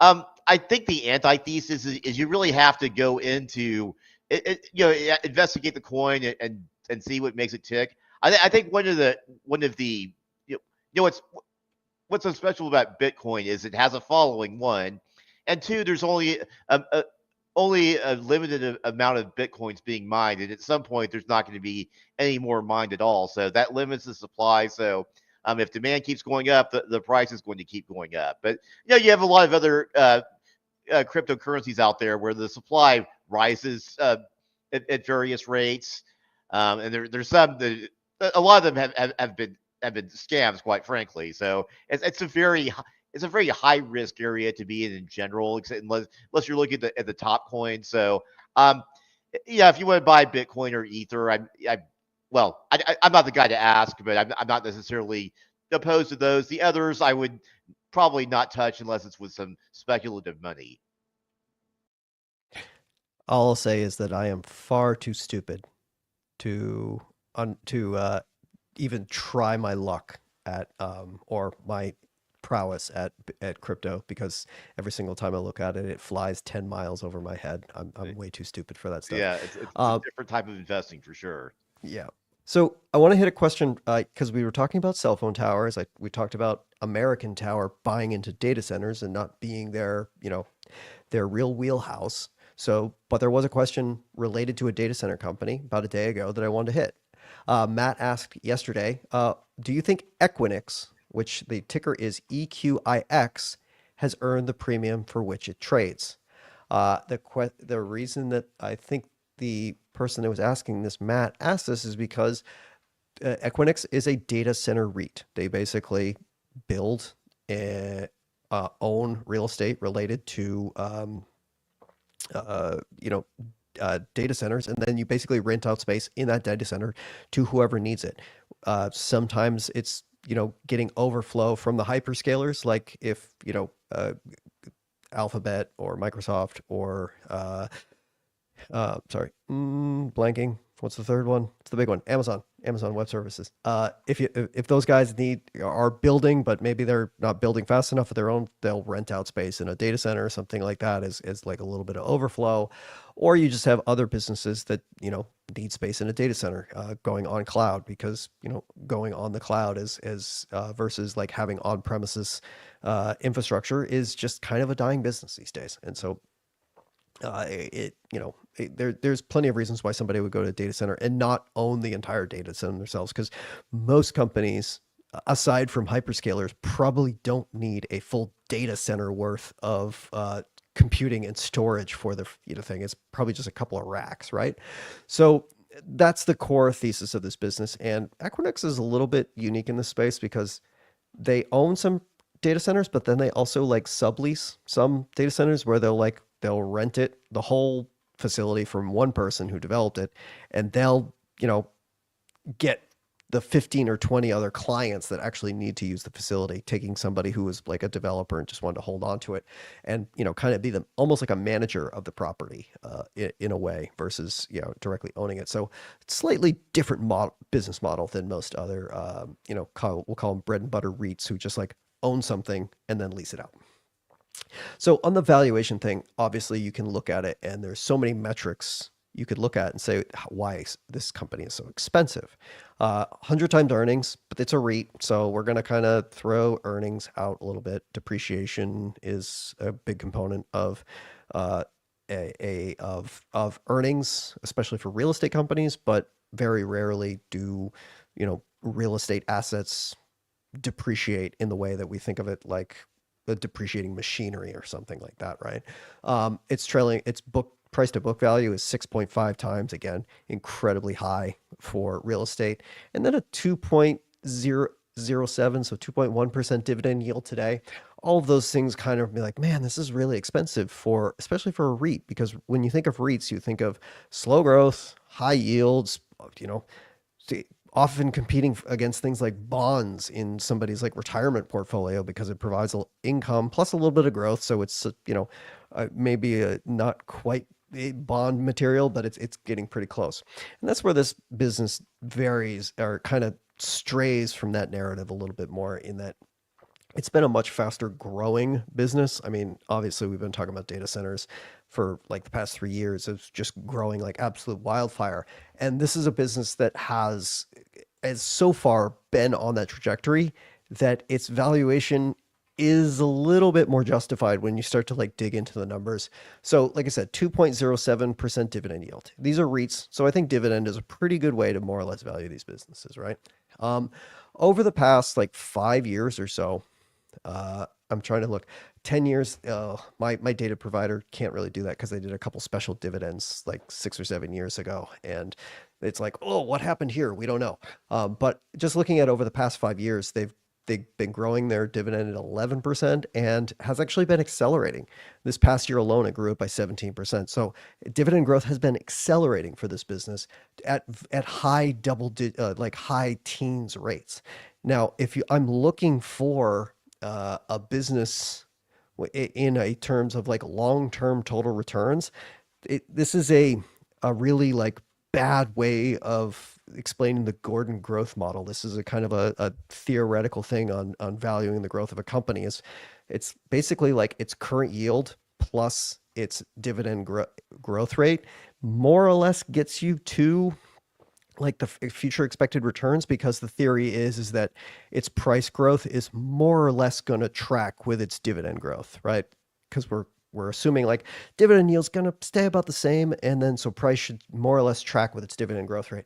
So if we're growing at somewhere between 11 and 17% and a 2% yield, that's somewhere in like 13 to 20% range. Or 13 to 19% range. That is good growth for a business that we normally think of as pretty slow in real estate.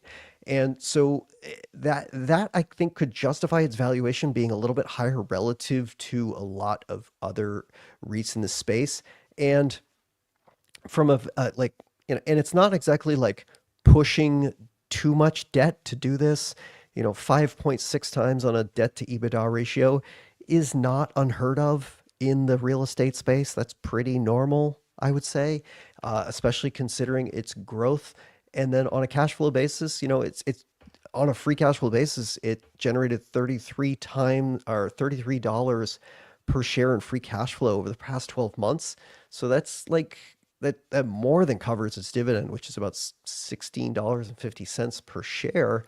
And I think there's plenty of room for growth here, despite what looks like what people would say is a frothy valuation for a REIT. Although compared to a lot of other sectors of the market, I think that's a pretty low valuation, if I might say so myself.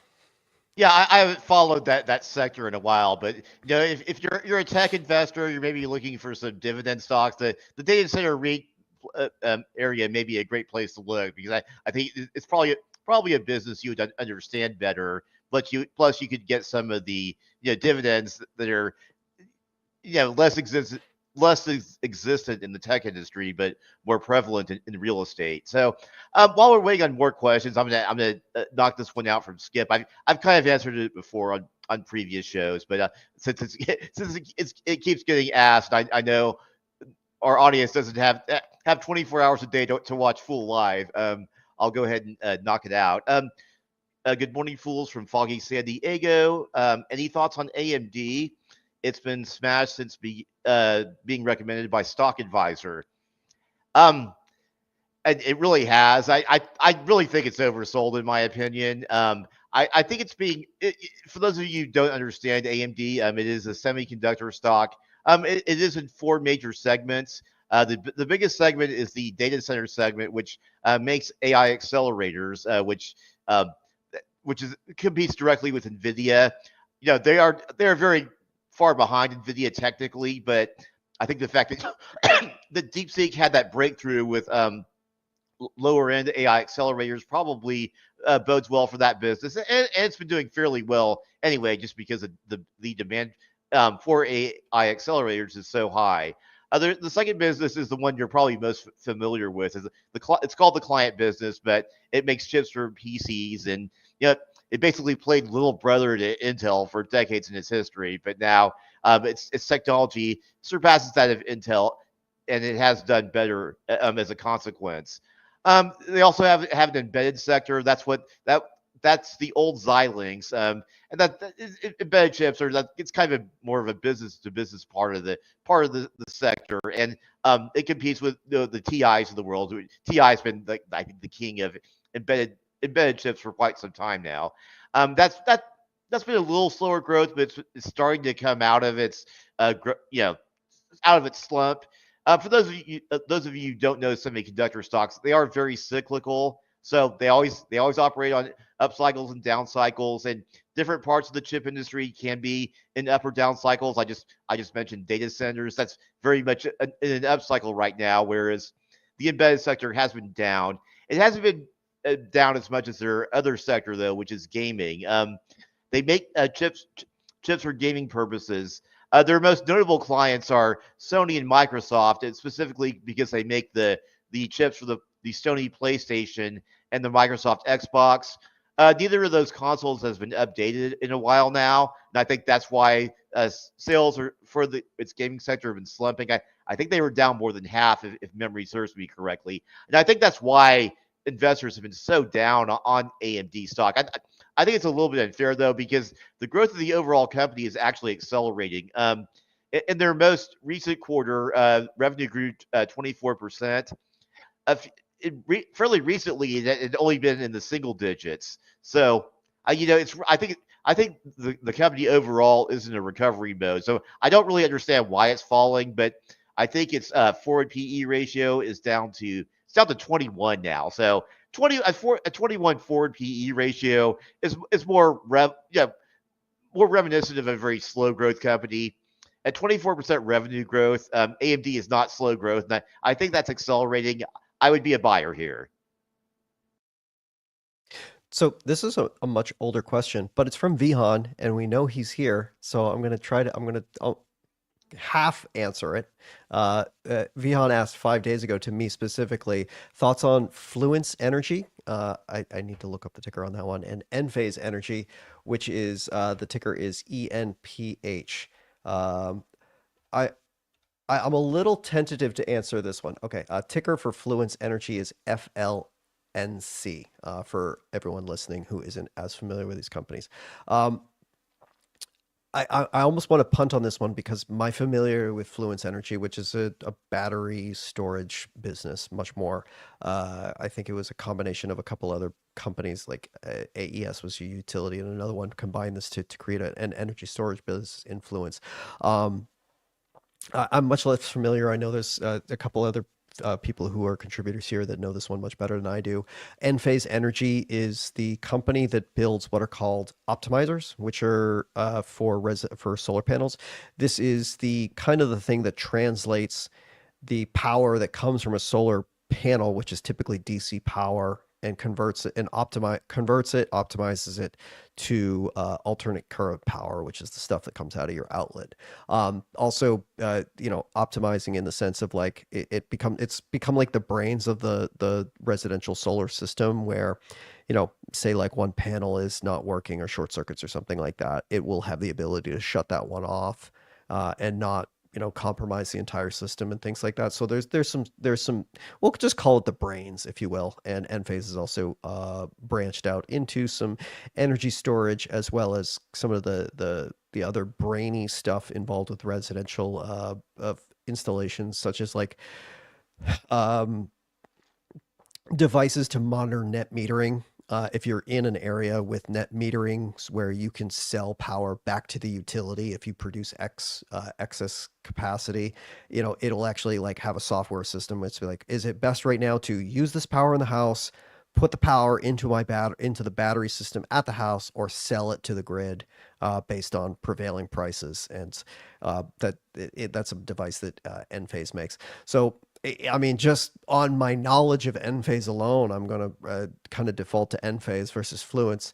Also, it has been, at least looking at the financials for Fluence Energy, Enphase has been a much more successful company, and I really have to give them credit, Enphase, for managing the down cycle in the residential solar industry quite well relative to what we have seen in other parts of this industry. Its biggest competitor, SolarEdge, has struggled much more with like inventories and kind of managing the ups and downs of the cycle, like just kind of like the blocking and tackling of the business.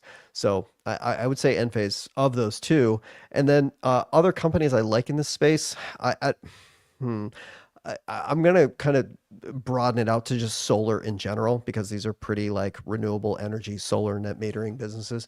I think despite what has been happening over the past couple of weeks with its price and I think a negative earnings reaction, I think First Solar looks really attractive right now.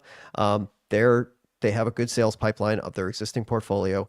They are now starting to make commercial announcements for its next wave of technology, which would be a stepwise function growth in like the efficiency of panels. It's a new technology. Well, it's not a new technology, but it's been something that's been in work for decades. It's called perovskites versus the either silicone, polysilicon wafers that we've been using for photovoltaic, or the thin films that for solar manufacturers been using a thing called cadmium telluride and copper rhenium. This perovskite it's a metal halide crystalline structure that absorbs a greater spectrum of light, and therefore is a much more efficient system in terms of power generation to what it receives. And so seeing that on its commercial roadmap, probably a few more years out, coupled with a strong backlog for here today, I think this business is going to go through its prototypical cycle where it everyone's like, oh, what's going to happen to this, because it's making a transition to its next panels. I'm going to guess that once that panel is like up and running, its sales going to be crazy again, and it's going to do much better. It is a cyclical industry, as much as people don't think it. And its current valuation, I think I don't know if this is like the time absolutely to get it, but I like to think of like valuation windows, and I think the valuation window for solar is pretty open right now. So yeah, that's I think the best answer I can give on that one, and apologies for the lack of answer on Fluence.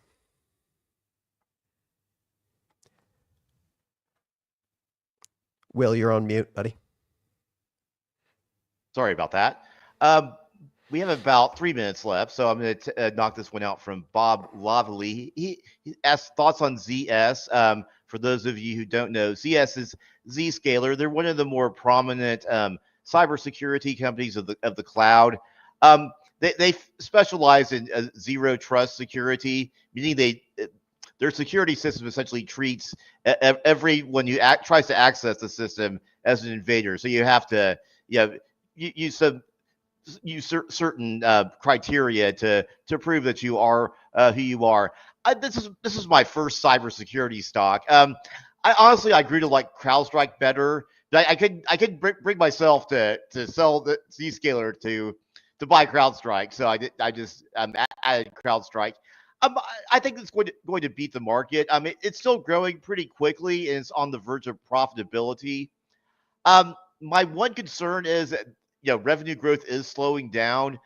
For example, looking at the fiscal fourth quarter, for example, they grew 30%. They grew. Yeah, let me see what they grew for the for fiscal 2024. That ended, I believe, in July. They grew 34%. Fast forward to fiscal Q1 of 2025. Their growth rate has fallen to 26%. So that's still pretty impressive growth.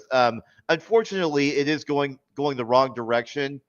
And then calculated billings, which is can be an indication of future revenue, that's growing at only 13%. So that kind of tells me that the slowdown is going to continue. Obviously cybersecurity is essential for the cloud, for AI. So none of this technology is going away.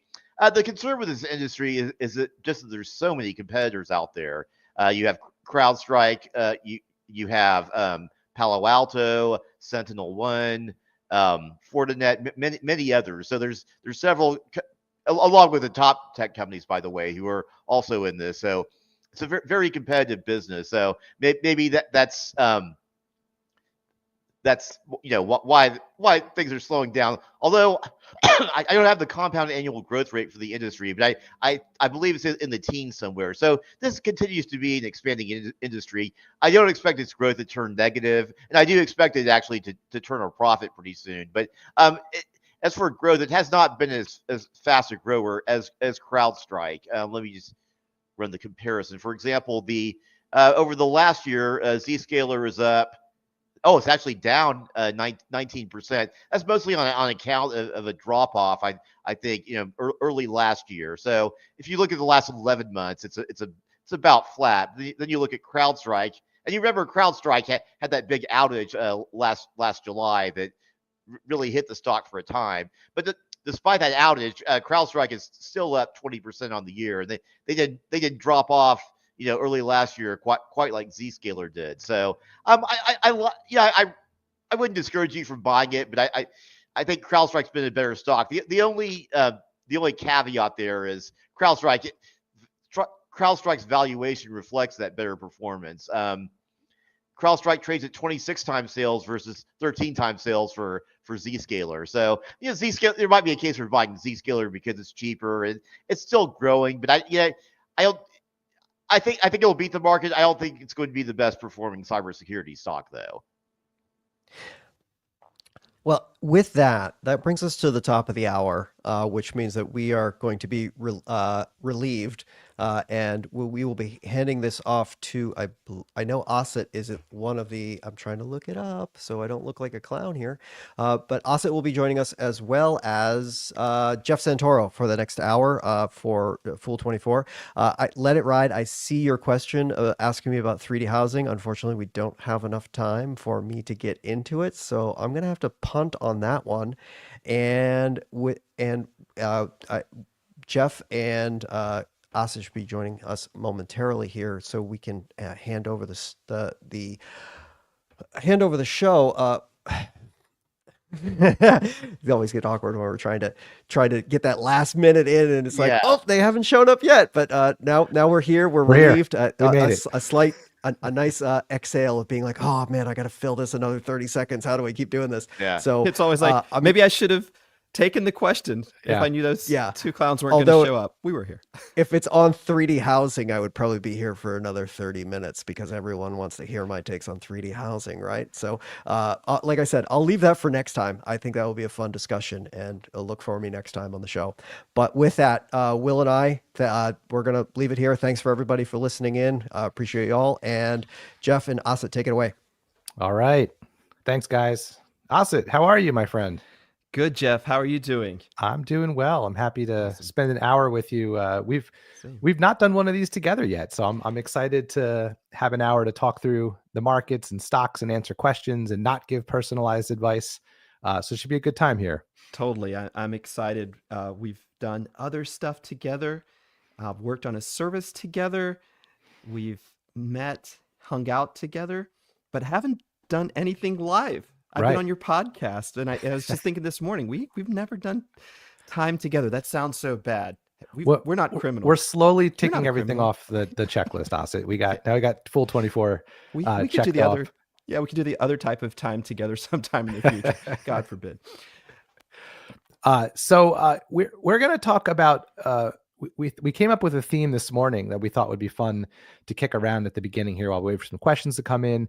And fools who are watching who have questions along these lines, we'd love to hear them. But we thought it'd be fun. This was your idea, Asif, but I loved it. Just to kind of think through market expectations for 2025. And, just as an initial thought that sparked in my head as you suggested this morning, it's funny how this might have been a different response a week ago or maybe 2 weeks ago. Because, over the last several market days, we've seen more red than green, I think is fair to say. But that's the short sample size. We have most of this year still ahead of us. So I have some like, I don't want to call them predictions, but some ideas of what we might see this year. But I'm curious. No. Let's start with those. All right. You don't have to give them all at once. Throw in one. And here's one Yeah, that I've been thinking this since the beginning of the year, but it's something I thought of more this past week as the market seemed to be heading down more than it was heading up. And that is, we're not going to wade into the politics of what's going on right now, but I think it's fair to say there's a lot of uncertainty and fast moving news stories, right? And the one thing I've learned in my time as an investor, both in individual stocks and just as a investor writ large over the past 2 decades, is that the market doesn't usually like uncertainty. And, when you see the stocks go down and not up, it is oftentimes because the market writ large just kind of can't see clearly into the future. And I did wonder this past week if we were starting to see that, as the uncertainty sort of just stays around us, is that, tipping the fear greed meter a little bit more towards fear and a little bit away from greed. So that was my initial thought, Asad. I'm curious what you think about that. I would agree with that, Jeff. I think the market likes uncertainty on the individual company level or sector level. It doesn't mind if things are uncertain in, let's say, a sector which is down on its heels. It's not getting a lot of attention. So the market looks at those sectors and says, okay, we're sort of forgetting about you for now, but we're not going to over punish you. Often we find defensive stocks in that bucket. And it doesn't mind uncertainty on the individual stock level if it's a high growth stock the market is focusing on, or a momentum stock, for example. That uncertainty can mean something good. It's tied to volatility, which often, you'll often hear me say it implies, both promise and risk in the future cash flows. But I think what you're getting at is the market just doesn't like when it can't see the future because the macro picture is clouded. This could be geopolitical. It could be related to, the worldwide direction of interest rates. It could be due to foreign currency moves in a certain economy. Sometimes the dollar, although we see this expressed back to us as adjustments on earnings for companies, sometimes a strong dollar can have various consequences throughout different global markets. So I do think when we can't see the future as clearly, or we perceive that the outsized risks could hurt us, where as in previous times we're content to ignore them, to me that often does result in an unwillingness to utilize cash, to put cash to work. And putting cash to work is what drives markets up. That's what's happened over the last 2 years, where the S&P 500 had years of 26% and 25% growth, respectively, not including total return. Right. So I'm with you there. So let's start with that prediction, and let's start with that observation, and let's draw you out further to a prediction, because you hinted that there's a prediction following from this. Well, I think it's, I guess if I had said late last year, I wouldn't be surprised if we saw a down year in the market. And I don't know if I want to go so far as to say that that's a prediction, but for 2 reasons. We've had 2 really big up years in a row, like you just said. And I knew there'd be some uncertainty in the future. It's interesting. This morning I was on with Lou in the 10 o'clock hour. And one of the things he has noticed this earnings season, he kind of phrased it as is he was reading between the lines where management on the earnings calls he's listening to seems to have, if they're not saying it explicitly, seems to be hinting at the desire to sort of like get back to me in 3 months kind of a thing. Like, I think that that's what you were getting at too, like a cautiousness around deploying capital. And I think so, there's so many different ways you can see uncertainty come through the markets. One is what the market itself is doing, but I think another one is what Lou noticed, which is what are management teams saying. And he certainly said he was picking up on some hesitancy to predict what is going to happen. A lot of like, we're not so sure, let's wait and see, let's be cautious, that kind of thing. So, I wouldn't be surprised if we saw a down year or a middling year, just because of that. When like you said, when the management teams can't see into the future as clearly as they normally do. If I were a CEO, I'd probably tread lightly too, right? You don't want to overextend yourself in a direction that you can't reverse should the winds blow in the direction you weren't expecting. So I guess that's as far as I would go with the prediction. Is like, I would not be surprised to see a down year. Now, I think the more important and maybe more interesting conversation, Asit, is like, what do you do about that, right? And to me, I don't really change what I do based on what I might think the market would do, partially because I don't know that I'll be correct, but also I think if you're focusing on buying strong businesses, you can get through over the long term, kind of any market conditions. So that's where my head is on that aspect of it. I'm curious what your thoughts are. So for me, I think focusing in on the individual company level is a great thing to do. Also, being able to be aware that if you feel the uncertainty is out there in the marketplace and you feel that perhaps that will crimp companies' abilities to sustain forward earnings, then it might be time to look at the multiples of the companies in your portfolio, which are sort of stretched out a bit and which might be, again, ignored. So this is not a shift in strategies if you are focusing on the individual stock level, but it's more of a tweaking strategy or making adjustments around the margins, making sure that you're not paying more than you want for quality companies, and that perhaps you're prepared for your prediction materializing.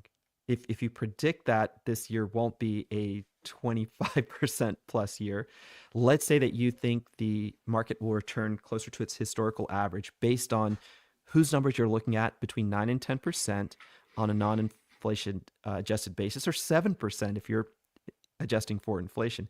If that's the case, then where might you be putting money to work this year?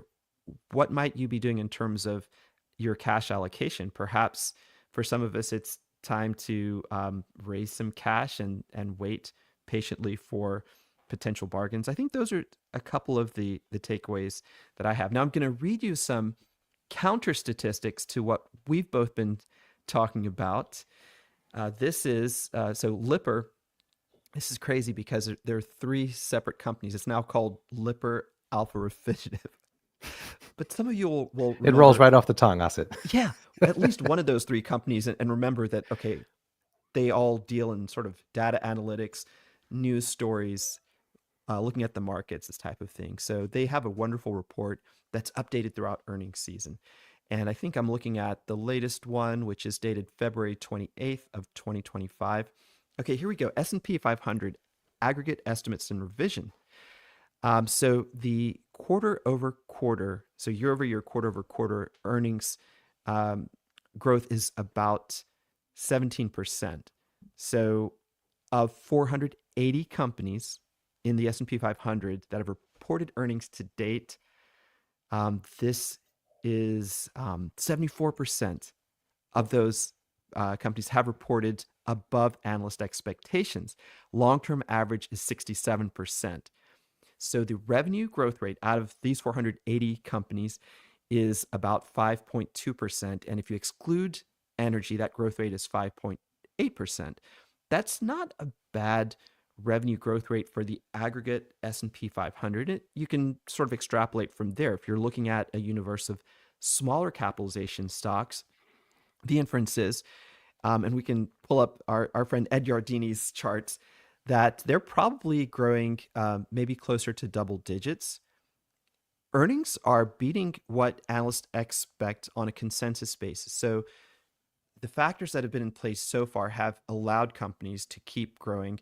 I think AI plays into this. I think AI might be having some effect around the margins and making companies more productive and being able to produce earnings that beat the consensus. And this is all generally positive for stocks.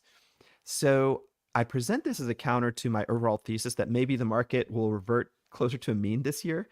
I think it's returned about a percentage point so far, 2 months in, Jeff. Yeah.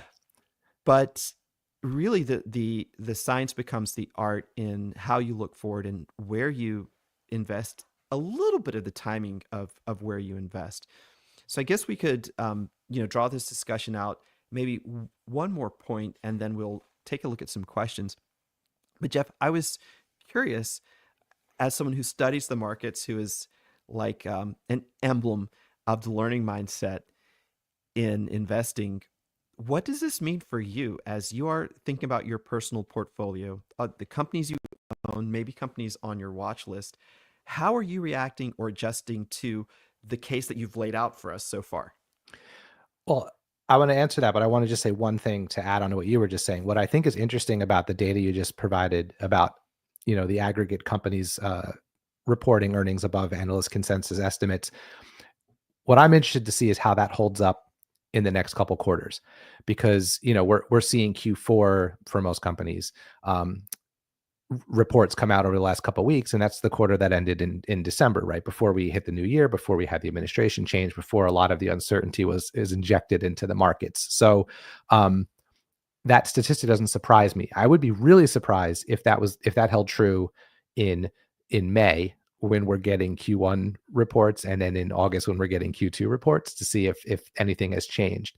To answer your question, though, it's interesting.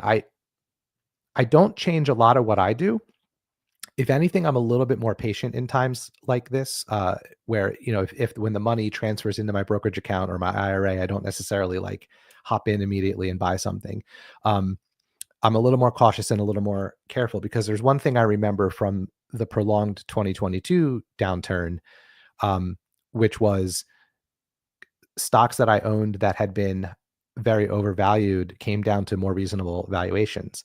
So what I try to focus on, and I was talking about this at the 11 o'clock hour as well, I try to really know what it is I'm looking for business results wise from everything that's in my portfolio. And if that is still there, even while the price is coming down because of some overall market uncertainty or downturn, I feel a lot more comfortable adding as things are heading down. And I'm not a regular dollar cost averager. Like, I'm not on a schedule, but essentially that's how I invest. I don't ever decide like, I'm right about this, let me go buy 5% of my portfolio today, like in any individual position. So I'm kind of always evaluating, looking and seeing what I think is the best opportunity at any given time that I'm about to deploy capital into the market. But to me, it's like, if I'm focusing on businesses I think have strong futures in front of them, and I know what I'm looking for that would tell me that that's continuing, that I try to just stay true to that no matter what's happening with the overall market. I really like that, Jeff. I think that's a way to win.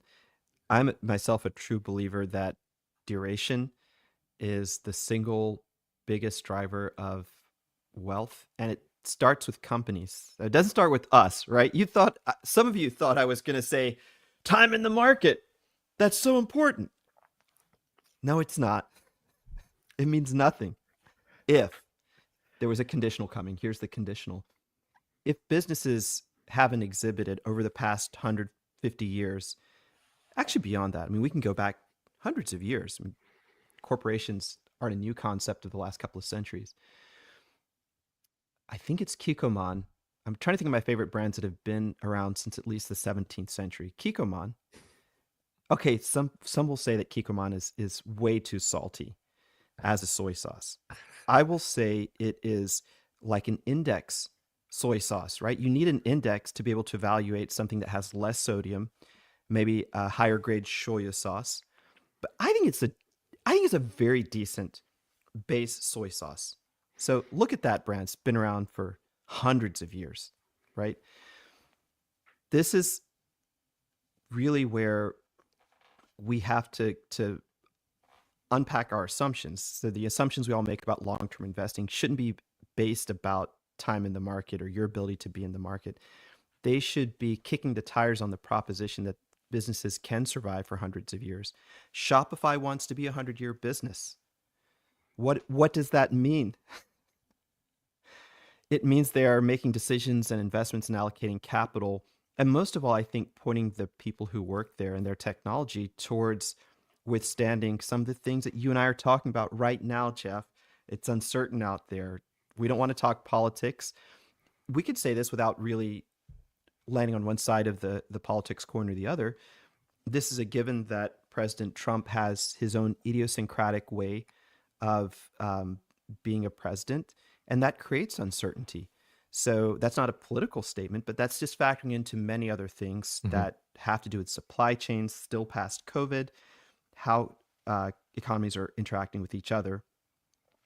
Having said all this, duration is extremely important. If you see a world in which duration can still hold, and given everything, Jeff, I still believe that companies can be built today that will have 100+ year lifespan.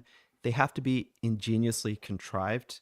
They have to understand that the risk picture is much bigger than it was in the 17th century. But I think you can do it. So the implication for us is what Jeff is saying, that, stay focused on those types of elemental parts and pieces, being able to understand a business and seeing that it has what it takes to withstand much volatility in its markets within the greater world.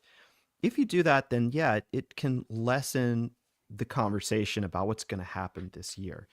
And for those of you who do dollar cost average, and Jeff, I think, is a pseudo dollar cost averager. I mean, he's doing it. It's just not like, it sounds like it's not a pinpoint, okay, every Monday I'm putting the money to work. I used to do that. I was very regimented earlier in my stock buying life, but now it's more irregular. But the reason I mentioned it is, well, because it is the way I invest, but I think the point that's relevant to this conversation, I think, as it relates to like what we might think will happen this year and the uncertainty we're speaking about, is that there's never a time where I say I'm not investing. I've thought about making that decision at various times simply just to build a cash position. And I just find that I don't want to. I prefer to be almost fully invested at all times. And part of that's because I can look back at any period of time that I've been a stock investor and say to myself, what if that had been the time that I chose to just hoard cash for 3 or 4 months? There are buys I made in that time period that have turned out to be good decisions. Not all of them, obviously. None of us are perfect. And I as overvalued and as bubbly or frothy, whatever adjective you want to use, the market can be at times. I think if you're thoughtful about where to deploy your capital, you can still make good decisions that are beneficial to your long-term wealth. But the being less regimented means I have a little bit of flexibility without ever completely stopping, I guess, is the way I would frame it. So Matt has a question for us that relates to surprises during earnings season. I think that's pretty relevant to today's topic. So I'm going to ask you to look at that. I'll make one more comment as you prepare that question. And that comment is so a bit of clarification, just listening to what Jeff said, just to make sure everyone understands, saying that some of you may be raising some more cash when you feel that valuations are stretched or the market is uncertain doesn't mean that you have to stop buying. You can actually allocate more to cash and maybe buy less. And I also wanted to pass on something that's helped me in times just like this, where we've enjoyed a great market, but I'm feeling a little more cautious. I try to think of myself as like a mini ETF manager. And by that, I don't mean that I'm necessarily allocating more to exchange traded funds. It means that I sort of look at all my holdings and think, I'm going to pick many of these. And with fractional investing, this becomes so much easier. And buy many of them for the next several weeks or months, just in small increments. So I'm going to try not to discriminate too much because I myself don't really understand what's going to happen. And I might want to buy a little bit of some of the companies that I feel are trading at a premium because I don't know the future and they're quality businesses. So this has served me well. When the markets are really, I think, extremely healthy, that's when I tend to, and this may not be the right thing, Jeff, that's when I tend to say, I want to buy, a lot of, or bump up my position on X security. It's already a 3% holding. I want to take that to like a 3.5% holding.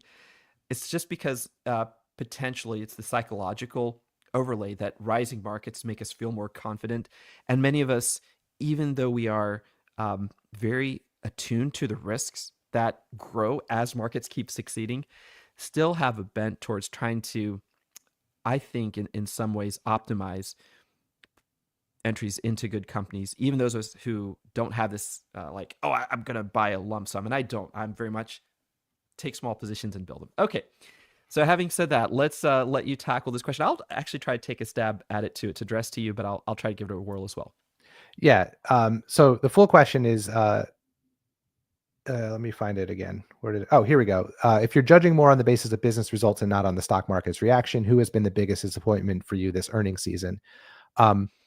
And so I was looking through my portfolio and thinking about this question, and the one that jumped out to me immediately is actually Redfin. Ticker symbol RDFN. If anyone's not familiar, it's a real estate broker. And when this one first came on my radar, probably 4 or 5 years ago at this point, Asit, I was really drawn into the story of the company, right? It was trying to disrupt the real estate transaction market I'm someone who's bought and sold a house more than once. So I very much am aware of the fact that I paid a 6% commission each time I did that, or the times I sold anyway. And Redfin's, their story they were telling was, we're gonna sell your house for 1% or 2%, 1.5%, whatever. It was much, much lower. And there was all the reasons why they were able to do that. Their agents were employees and not commission contractors. And I thought that was compelling. And then they got in and got out of buying and flipping houses, which was a struggle. But the reason I think I would classify it as a disappointment is it's one of those companies where I look forward to their earnings every quarter because I'm hoping for something that I can call progress or the beginning of a trend heading in the right direction, versus like some of the more stalwart companies in my portfolio where it's just more like they report and I'm like, cool, everything's on track, moving on. This is one where I really want to dig in and see what's going on. And I'm just looking through all the results on my spreadsheet right now, and I can't really make a bull case for the company at this point. It seems like all of the things that I'm looking for either are trending in the wrong direction or they're inconsistent. It's up, it's down, it's up, it's down. And it feels like that's been the vibe every single quarter for the past couple years now at this point. Revenue growth ticked up to a point where it is a high point over the past 2 years. Is 12% in Q4. It hasn't been that high in a while now, but still not profitable, kind of heading in the wrong direction there. Cash generation is inconsistent, mostly negative, occasionally positive. And even the other metrics they report, like monthly average users, flat-ish over the past several quarters. Their market share has been pretty flat for the past several quarters. So that's the reason I would call it a disappointment. I don't even know what the stock did after it reported, to be honest. I wasn't paying that close of attention on the day that it dropped earnings. But to my earlier point about knowing what you're looking for in a company, there's certain things I want to start seeing and heading in the right direction for Redfin before I would consider adding to the position or anything like that. And it's like quarter after quarter, I don't see it. I'm getting frustrated with this one, Asit. I'm not sure if it's on your radar or not, but that's one that jumped out to me. Yeah, I haven't looked at it in a while, Jeff. I really enjoyed hearing you talk through that. So praise to you and praise to Matt, because both the question and the answer, for those of you who are joining us who are newer to investing, sort of demonstrate how you really allocate your capital as you go along. Something I've learned, and I learned this by observing Tom Gardner is that, look, you don't know everything when you hit the buy button. This is the beginning of the journey. You may have done a ton of research and have had high hopes when you first took a position in a stock. And again, for me, often I call them peanut shells. I often have very small amounts of purchases. You're going to learn as you go along, and it's a years-long process. If the goal is duration, we want to walk the walk. If the goal is Kikoman, right, it ain't going to happen with you just putting the money in one lump sum. It does sometimes. I mean, yeah, there are cases where this happens. But the best investors I've witnessed, they study their stocks quarter after quarter. And it's not that Jeff is spending a week on these earnings, but he's got his own way of looking at it. He's got a spreadsheet. He dumps some numbers in there. He looks at trends. He looks at management's own benchmarks. They created these in their S1. They put them out in the public domain and said, we're going to monitor ourselves. We're going to score ourselves based on these metrics. Those are looking a little flat. The vibe is off. It could turn around. I mean, it might be a case where Jeff decides, I'm fine holding here. I don't see enough to tell me, boy, I should get out of this, but I'm not quite feeling that, as he said, the growth is there, the story is there. So there is a feedback loop associated with your investments. My friend Brian Stoffel, who is a colleague of ours, says that the actual feedback loop for your own chops, how you judge yourself as an investor, that goes in 3-year increments. If you're brand new to investing, it may be 3 years before you understand if you've actually got a little bit of an edge in this game. And you don't need a huge edge. If you follow the Motley Fool philosophy to have at least 25 stocks or more, I mean, I over 100 positions now. If you have at least 25 stocks and you have patience and you learn, then you can get better and you can have tremendous results with maybe not the best edge on the house, because you may have witnessed that Pareto principle in effect, where over the long term, there are just a few stocks that make the true winners in your portfolio. But to keep allocating capital to them as they go up, which is harder to do, and is something that David Gardner urges us to do, that takes just a little bit of checking in and learning. It's a rhythmic exercise. 4 times a year for many stocks can be plenty. So I really appreciated both, again, the question and the answer. And just really briefly, I'll take a stab at it too. I think the one that disappointed me the most, and it's not a huge amount of disappointment, was probably the trade desk. It has nothing to do with the fact that the trade desk fell. I am on record in many venues saying for several years now that the trade desk will give you opportunities to buy it after an earnings report, just because it tends to trade at a premium. So the fact that it had a little fall after earnings, or a significant fall, didn't bother me as much as just the fact that something the company seemed to be so good at, which is really correlating what they thought they would do and putting that out to investors, and then achieving that was that was sort of broken this quarter. And so many people have written about this and spoken about it. I don't have to go 3 minutes deep here, except to say that the answers weren't as satisfactory towards me. I trust them because I trust Jeff Green. He's got a track record. And I understand it, but they're not going to be in this case, right? The management team is not going to give you purview into exactly what happened. That wouldn't be good for the competition. It wouldn't be a good look for them.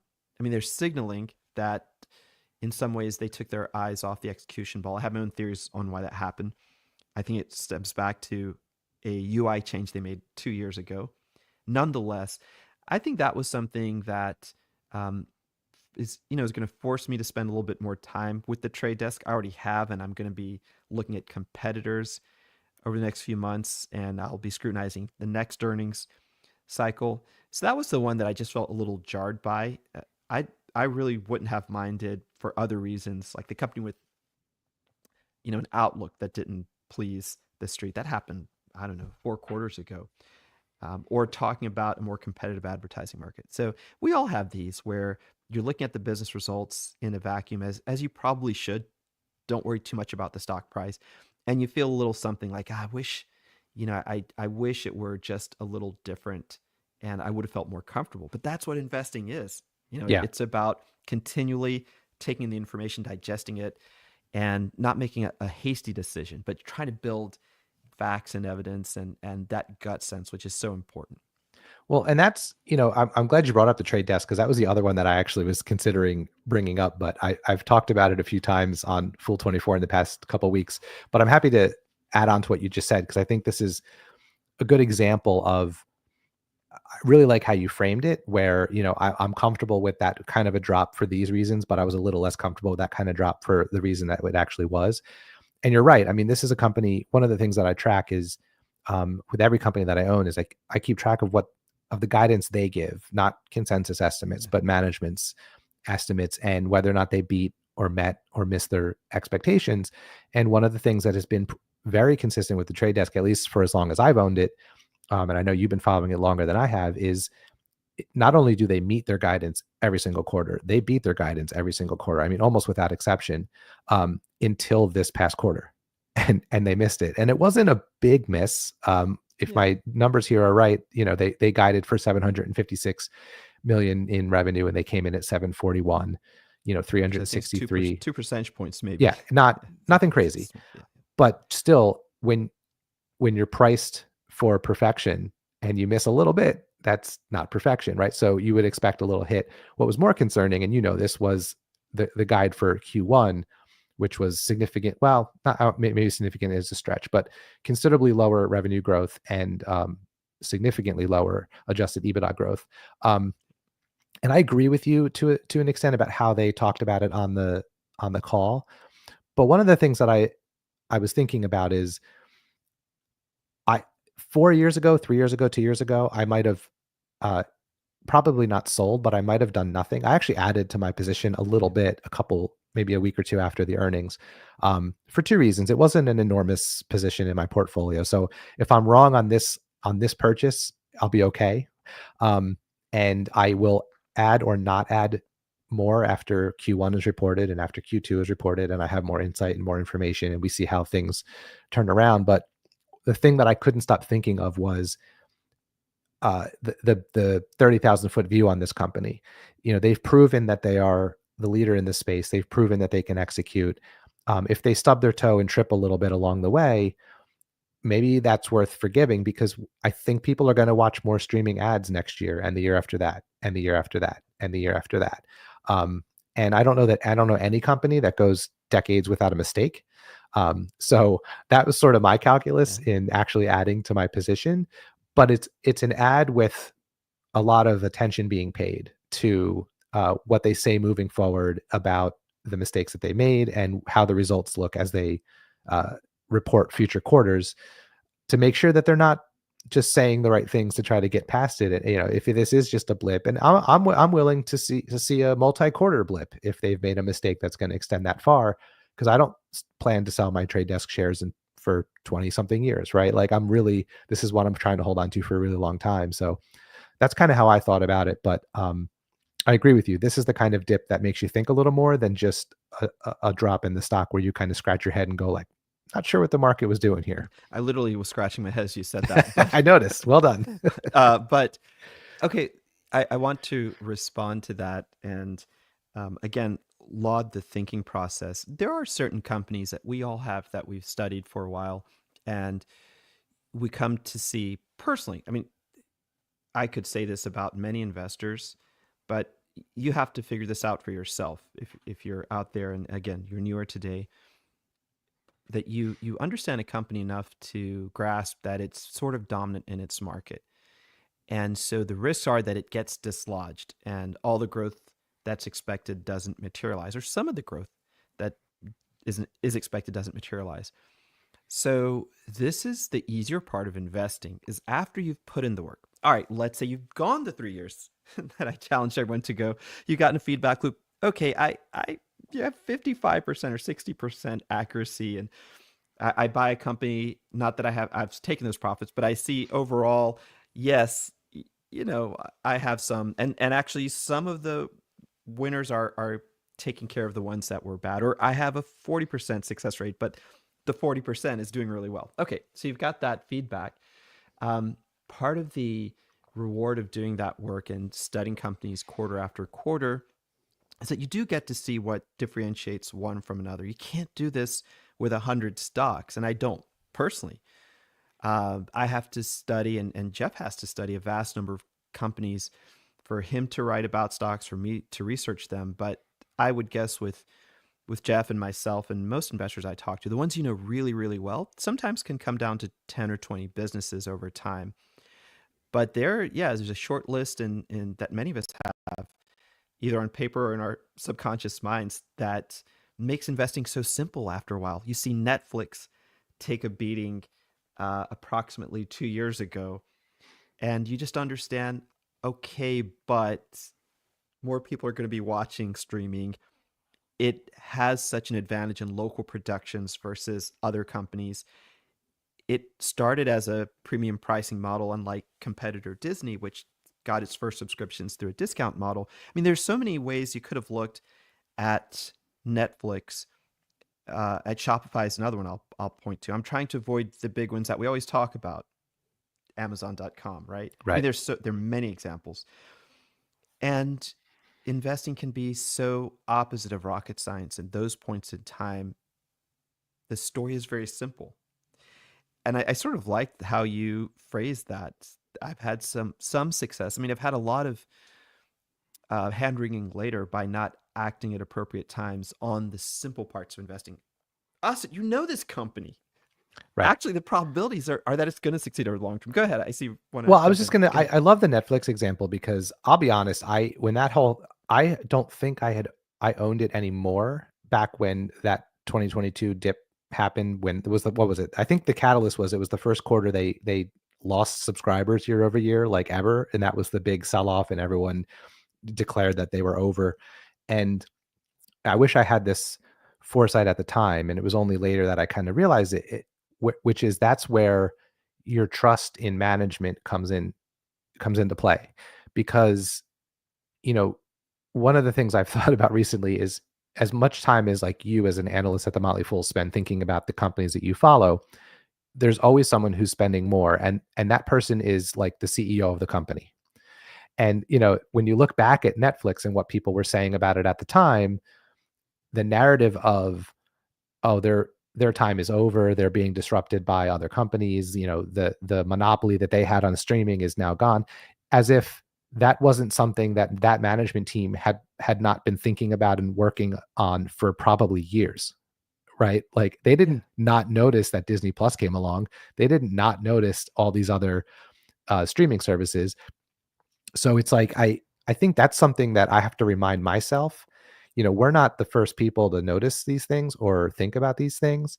Another example, I was having a conversation with a colleague who was telling me that he thought that Bitcoin and cryptocurrencies would completely disrupt the payment companies like Visa and MasterCard. And I actually did push back at the time, basically with the same argument, which is, you don't think that they're thinking about that? Like, I'm sure they're working on a plan here. And I think that's the hard part about investing, right? We're trying to find these dislocations. We're trying to see the future. We're trying to predict what might happen that the market's not seeing. But the people who are probably also thinking about, or are also thinking about it, are the management teams of these companies. Yes, companies get disrupted, but a lot of times companies avoid disruption by seeing the same potential threats that we see, and they're acting on them. We just don't know it at the time. So that's what jumped into my head with the Netflix, especially. But there are tests that we can perform to understand if really strong management companies are going to execute. So take it as a given if there's a dominant company out there, exactly what Jeff is saying. But even, we've seen many business models that led for a long time and then they just got disrupted. So take two cliches, head in the sand or finger to the wind, right? You can tell when there is change and disruption in an industry, which CEOs have a plan. Let's talk MasterCard and Visa, which you just mentioned. What were they talking about 4 to 5 years ago? They were talking about embracing blockchain technology themselves, but also doubling up on the things that they saw that these technologies wouldn't be as great at. So both have made a lot of small bolt-on acquisitions in the fraud detection space. The latest, I think, was MasterCard with a purchase of a cybersecurity company that specializes in detecting peer-to-peer fraud, potential fraud, threat detection. So why would that make sense 4 years ago? It's the vision to see that we have to offer our entire networks reasons to stay in, for merchants to want to just stay. And if you're a merchant and it's easy for you to use the network, the transactions are clearly visible to you, there's no real incentive to adopt the newer technology, and it seems to be rife with a lot of tomfoolery, and it doesn't seem ready for prime time yet, then you would stay with that network. And I think that while they've both made acquisitions in fintech to try to stay at the forefront of the payments business, not all of those have really panned out. What occurs to me more is just the fact that they've strengthened the networks, they're reliable, and there's no real incentive yet for all this money to shift to blockchain-based crypto technology. But as Jeff was saying, I mean, these guys were thinking about this. They were making the investments. But there are other companies you can look at where you'll just see it feels like the head is in the sand. And how do you detect that is, I think, in the conference calls, Jeff, where the CEO is trying to tell the analysts who are asking the obvious questions, well, no, you don't have to worry about that. You don't have to worry about generative AI because our lock is so strong. Whatever happens, companies are going to use our product. That almost seems like, okay, look where the world is going. I want to trust you that the product is so good or that AI won't affect it. But is that really the case? So just the posture of how those teams react. And then again, it becomes a pretty simple exercise that, yeah, I think Reed Hastings and crew are going to figure this out. They're pretty smart. They've done well so far. Yeah, and I'm glad you mentioned AI because that's, as you were talking, and it, just to tie it to our theme about market expectations for this year, I'm watching the software, excuse me, the software companies that are talking about in a legitimate way, not just name checking AI in their conference calls, but talking in a serious manner about the way that they are leveraging AI in their businesses. A, because will help sell more of their product, but B, as a way to not get disrupted. Like two that pop into my mind, and I think you're familiar with these too, Asit. Adobe is one that pops into my mind immediately. When ChatGPT came around and then DALL-E and some of the other image generating AI models, it was very easy to say, well, this will end Adobe. People will be able to just type into a computer and to generate an image. We won't need creators anymore. And what I admire about what Adobe did is they went headlong into developing AI assistant features for their creative suite. So rather than put their head in the sand, like you said, and say, no, we're the leader, you'll never replace creators, they're, blah, blah, blah. They said, we can use AI to help creators be creative and spend less time clicking buttons. Right. And I was talking with an artist just this past week about his thoughts on the AI features in Adobe. And he confirmed what I was thinking, which was it is nice to be able to just type in, resize this so it fits the background versus clicking and dragging 100 little spots and wasting 5 or 7 minutes. That doesn't take away from his creative process. It just saves him time. So that's an example where a management team, I like you said, finger in the wind versus head in the sand, seeing the disruption coming and being like, no, let's spin this as a feature and as a positive, as an asset, as a thing we can add to our product, rather than hope it doesn't disrupt our entire business. I agree. I think with Adobe, my question today on the ground is, what is this company moving forward? Is it still a growth company? For years, it's been hovering around that 10% plus range. So does the availability of cheaper tools and free tools, competitive tools that we're seeing pop up, does it mean that they'll still grow, but maybe those returns are in the rearview mirror, the types of returns that investors have enjoyed? I could see, both.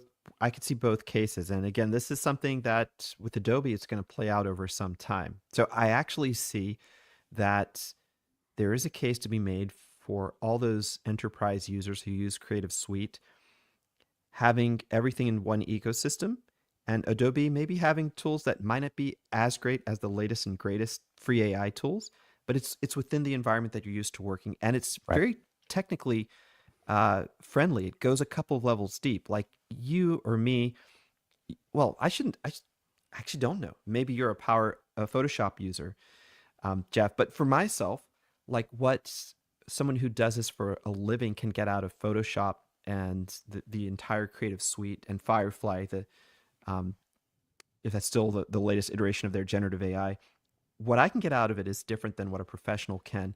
And when I go over and look at the tools that are exploding on the free side, they actually are more for people like me who are like, okay, make me a movie, me and Jeff on a road trip, Yeah. and we're trying to stay out of trouble. So I see that, and then just to finish this thought, I also see like, okay, one of the moats I thought it had was that enterprises would just want to stick with Adobe because all of their stuff is very careful in terms of copyright. Enterprises don't seem to be as concerned with how the models were trained or where the images were used. So maybe that's not as big a deal as I thought it was. Go ahead. I think you've got No, some thoughts on that. I agree with you. I do think they still face a challenge with the consumer, not professional, casual user market. I have access to the Adobe Suite. If I were a power user of those products, which I'm not, I might still use them just out of familiarity. But I can do everything I need to do using the free competitors that are out there. And actually, Adobe has a free version of what I forget what it's called, Adobe Create or something like that. Yeah, right. And it's wonkier than Canva. Like, I'm being honest, it's not as easy to use. Yeah. But talk to anyone who does it professionally, and they will. I wouldn't say never, but you'd be hard pressed to find someone who's going to bail on Photoshop for creating. What I'm interested in, I was talking most on the creator side in making the point about where they're integrating AI. One of the other things I'm watching with this business, and I agree with you, Asit, I do worry about what kind of a growth company they might be moving forward. So I think the price you pay for Adobe might start mattering more and more as time goes on because of that. Great point. But I do wonder on the e-signature, PDF, that side of the house, where they can find tools to build in that might be helpful. Because, do a lot of enterprises have power Photoshop and Illustrator users and Adobe Premiere users? Maybe not, but everyone's opening PDFs and businesses are using the e-signature part that comes with the suite. Like, to your point, you're already paying for the suite. Why would you, for example, go get DocuSign if you're already paying for the Adobe Suite? And they've been growing market share against DocuSign. Yeah. Right. And if they can start actually doing all of the AI, read this contract, tell me what has changed, compare these two documents, highlight where the differences are, like, that could be a big benefit to the people who use Adobe, the companies that use Adobe on that side of the house. So it's a fascinating company, but the overall point is I've been pleased so far with how they're facing it head on and not putting their head in the sand.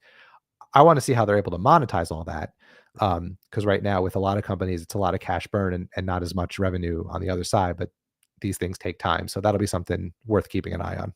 Yeah, challenge, and it may not be for at least a month or two, because I think I've signed up for all the slots that I'm going to do for the next couple months. But challenge for you and me is to spend 30 minutes, bull bear, talking about Adobe, not just in the context of these big picture questions that everyone sees, but to actually drill down to the business a bit, because Adobe has lots of parts and pieces. You've just referred to one. It's not all just about what it can do with AI. It's a very broad-based business. And so there are definitely there's many parts of that business which can be extrapolated using AI to be growth engines. The question to me is, having not paused in the last couple of quarters to really think about it or investigate it, is, are they pushing those forward? If certain parts of their business do become more commoditized. So we'll have to plan that out, but that's a challenge for us both to find some time right here on Fool24 to talk 30 love it. minutes only on Adobe. I love it. I'm in. So I got to quickly answer a question, which this is Matt's question on Pure Storage. The symbol is PSTG. And it says, Asit, were you pleased with the latest earnings report from Pure Storage, PSTG? And this is a stock advisor recommendation on the rule breakers side of the scorecard. And just wanted to say, Matt, I haven't had a chance to look at those earnings in depth as yet. It was as everyone knows, a very busy week in the markets. But what I've seen of the report, actually, I feel pretty good about them. The company's forward earnings, I think forward revenue estimates are still low double digits, which is what we expected.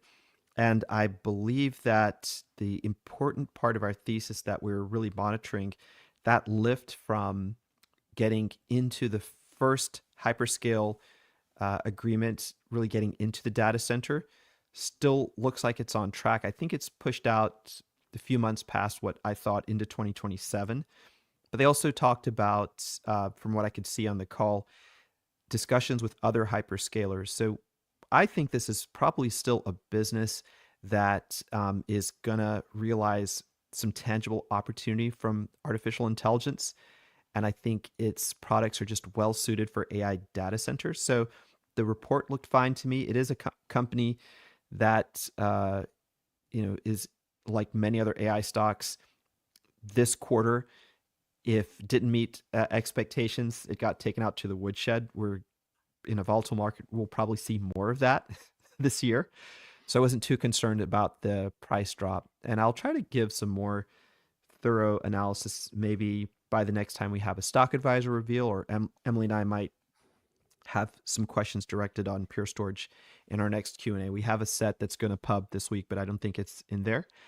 But thanks for asking the question. Like bird's eye view, they seem fine to me. Yeah, I don't blame you for not getting a deep look. This was a very busy week. I was joking with someone earlier that for these 2 weeks for me, for my portfolio, was the drinking from the fire hose 2 weeks, where I just can't keep on top of every single report. And I'm the kind of person that you don't have the luxury of doing this as someone who does it for a living, but I have the luxury of, from about now until the next earnings cycle, I will take the time to go through all of the companies and dig in deeper.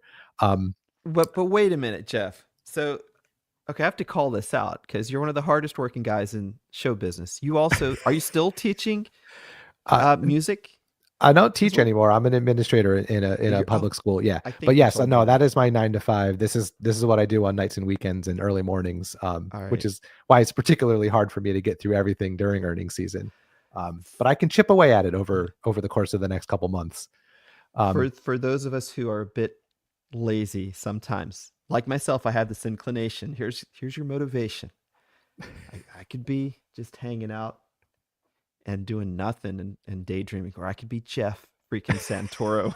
No one wants that, Asit. nine in the evening, 1 in the morning. Definitely don't be me. Doing a day job and researching stocks, investing. So there's another one in here, Asit, that's directed to you, also from Sure. Matt. And I don't want to put you on the spot, but I'm curious to talk about this one because I have some questions and thoughts too. He asks about the business of Enphase Energy, ticker symbol ENPH. And he asks, has the business done as poorly as the stock since the time it was a recommendation in Stock Advisor? So I think my big question with Enphase, this is one that I've had on my watch list for a really long time, and I've never been able to bring myself to actually buy it. And part of the reason is, by the time I had it on my watch list and started to really kind of think about it, interest rates started going up. And to me, that was a big pause point for me, because I know how expensive it is to put solar panels on your roof. I know that Enphase it does have a commercial part of its business, but my understanding is it's focused a little bit more on the residential. And I can tell you right now, if I was going to put solar panels on my house, I'd have to borrow the money to do it.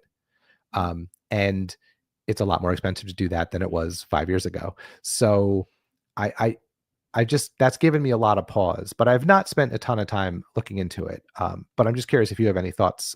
We can answer this one in our last couple minutes here. Sure. So I don't own Enphase either. It's a company I've looked at for a long time as well. It is a recommendation in Stock Advisor on the rule breakers side of the scorecard. And I think this is one of those companies where the long-term direction is still a tailwind. There is demand for solar energy, and there will be increasing demand in the future. And you put your finger on it, like what's the rub right now is merely the cost of financing.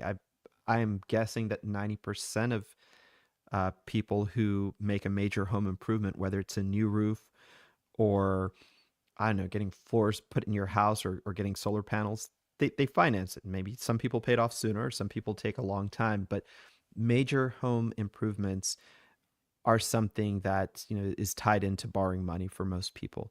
So I think this is something to understand about the business. Another thing to understand is that it is a business that gets challenged by a commodity cycle. It's a market which has consistent challenges from China, has always had that. So to differentiate and to have pricing power, you have to have something special, which Enphase with its microinverters, I think they have. It's a company that got a maybe temporary boost and got ahead of itself when we had the invasion of Ukraine by Russia, because that really made the energy supply chain in Europe become inverted, forgive the pun, for inverters. And so they saw just a huge amount of demand in Western Europe for the product at that time, and then had a hangover from that. So there are a lot of near-term complexities. Longer term, though, I think there is a position for, there's a place in this in investors' portfolios who have a gradation of risk, right? So many of us have our dividend-bearing stocks. Matt, who's asked the question, I know he loves some consumer goods stocks and dividend stocks. And then we go out on the risk spectrum to the pure storages, to me, like, okay, a little more risky, but not hugely risky, to things that might be extremely volatile, like Enphase. And so I still believe, for those who have a very long view of the world, it could be a fun company to look at and to buy at the right time. Just to build on something you said, Jeff, sometimes, you know, it's pricing makes the most of an investment decisions when you buy. So I don't have many concerns. I've not looked at its balance sheet in the last quarter or so, but my memory serves it's maybe in a more stable position than Solar Edge was. And Solar Edge, I saw, is rebounding a bit off of its lows. But yeah, your closing thoughts here. We're at 3 p.m. and I know we've got, I think I already see Will in there. So we'll let you close the thought, and I've really enjoyed this hour with you. Yeah, I've enjoyed it as well. Yeah, I think for me, just a closing thought on Enphase is I guess I just want this one to be cheaper before I dive in. Like, Nothing even wrong though with it's that. even though it's taken quite a hit, it's still, I wouldn't call it a cheap stock. And to me, I personally want a little bit of I want two things. I want one of two things: either a little more margin of safety in the way of price, or I want to see some signs that the tough times are moving away, and maybe there's some light at the end of the tunnel. And it's interesting, and this is maybe a good conversation for another time, how differently I think about that for a stock that's not yet in my portfolio versus one that is, and I'm just being patient because I already own it. So Right. yeah. All right. Well, we are at 3:01. I know you're staying, Austin. I'm I believe staying on, I believe yeah. Will is coming on to relieve me and take the next hour with you. But yes, this was an absolutely fun conversation. I'm glad we got to do this together. Hope we get to do it again. And I'm sure you and Will have a good hour here at 3 o'clock. I know he was on earlier today. We've passed paths, Will and I, a couple times today, but not actually worked together. So as soon as he hops on here, I will be on my way. There we go. All right. Sounds good, my friend. I enjoyed it. Yes, likewise. Thanks, Osset. Will, good to see you. Enjoy the hour, gentlemen. Cool Thanks, on, Ian. Jeff. Will, how are you? I'm doing great. How are you? Great. And remind me where you're based. I'm based in the Dallas area. Nice. Okay, wonderful. And so we're here now. This hour is about valuation. And right off the bat, there's a question I think that we can weave into this conversation from Sadaf. We won't answer it just now because I want to ask you a big picture question first. But at what point of a bear market do you feel more comfortable adding to your position? We're going to answer this in just a moment. But let me, you were here earlier, so you're warmed up, Will. Let me put you on the spot. Okay. How much does valuation play into investing, when you are, let's say it's a company that you haven't owned before, and you are researching this company, what role does valuation play, and how much does it factor into your buy or pass decision? It's significant. It's really hard to measure valuation though. It really kind of depends on what stock you're buying, what kind of stock you're buying. You know, if it's a faster growth stock, I'm a lot more tolerant of higher valuations, up to a point. I mean, yeah, I've been talking about my Palantir experience a lot on here. For those of you who didn't hear, I bought Palantir near the bottom in 2022. I sold it late last year when it was in the 40s. Yeah, thinking it got too expensive. Well, at one point it almost nearly tripled from where I bought it. I know it's pulled back significantly since then, but it just shows you how difficult it is to really wrap your mind around valuation sometimes. We have very very cheap stocks that seem to get cheaper, and we have very, very pricey stocks that seem to only keep going up. At least, or it might seem that way for a time. So it's just very, very hard to deal with sometimes. But I do tend to look for bargains. But again, it's going to depend on where we are, what kind of stock it is, and where we are, where we are in the cycle, really, the economic cycle. Okay, I like that answer, and I'll just say quickly for myself, and I'll ask you to take the first crack at Sadaf's question after I'm done. But for myself, I think valuation is pretty important. There are certain cases where I'm less mindful than others, and this is sort of counterintuitive. But if I find a business that's just a high quality business, I will often take a position in it, even if it seems like it's trading for a premium, because I have a gut sense that I will likely be buying into it more in the future, either adding if it's still ascending, or if it comes back to what others assume is a more reasonable valuation, I'll be there buying it. So there are cases where I will, let's bite the bullet, so to say, on a growth story. Sometimes for me, psychologically, I have to get some skin in the game. And if I like a company enough, I'll do it. ServiceNow is a great example of a business that I bought when it felt expensive.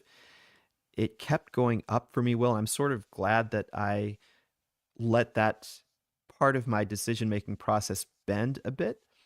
On the other hand, I've been burned plenty of times by not paying attention to valuation.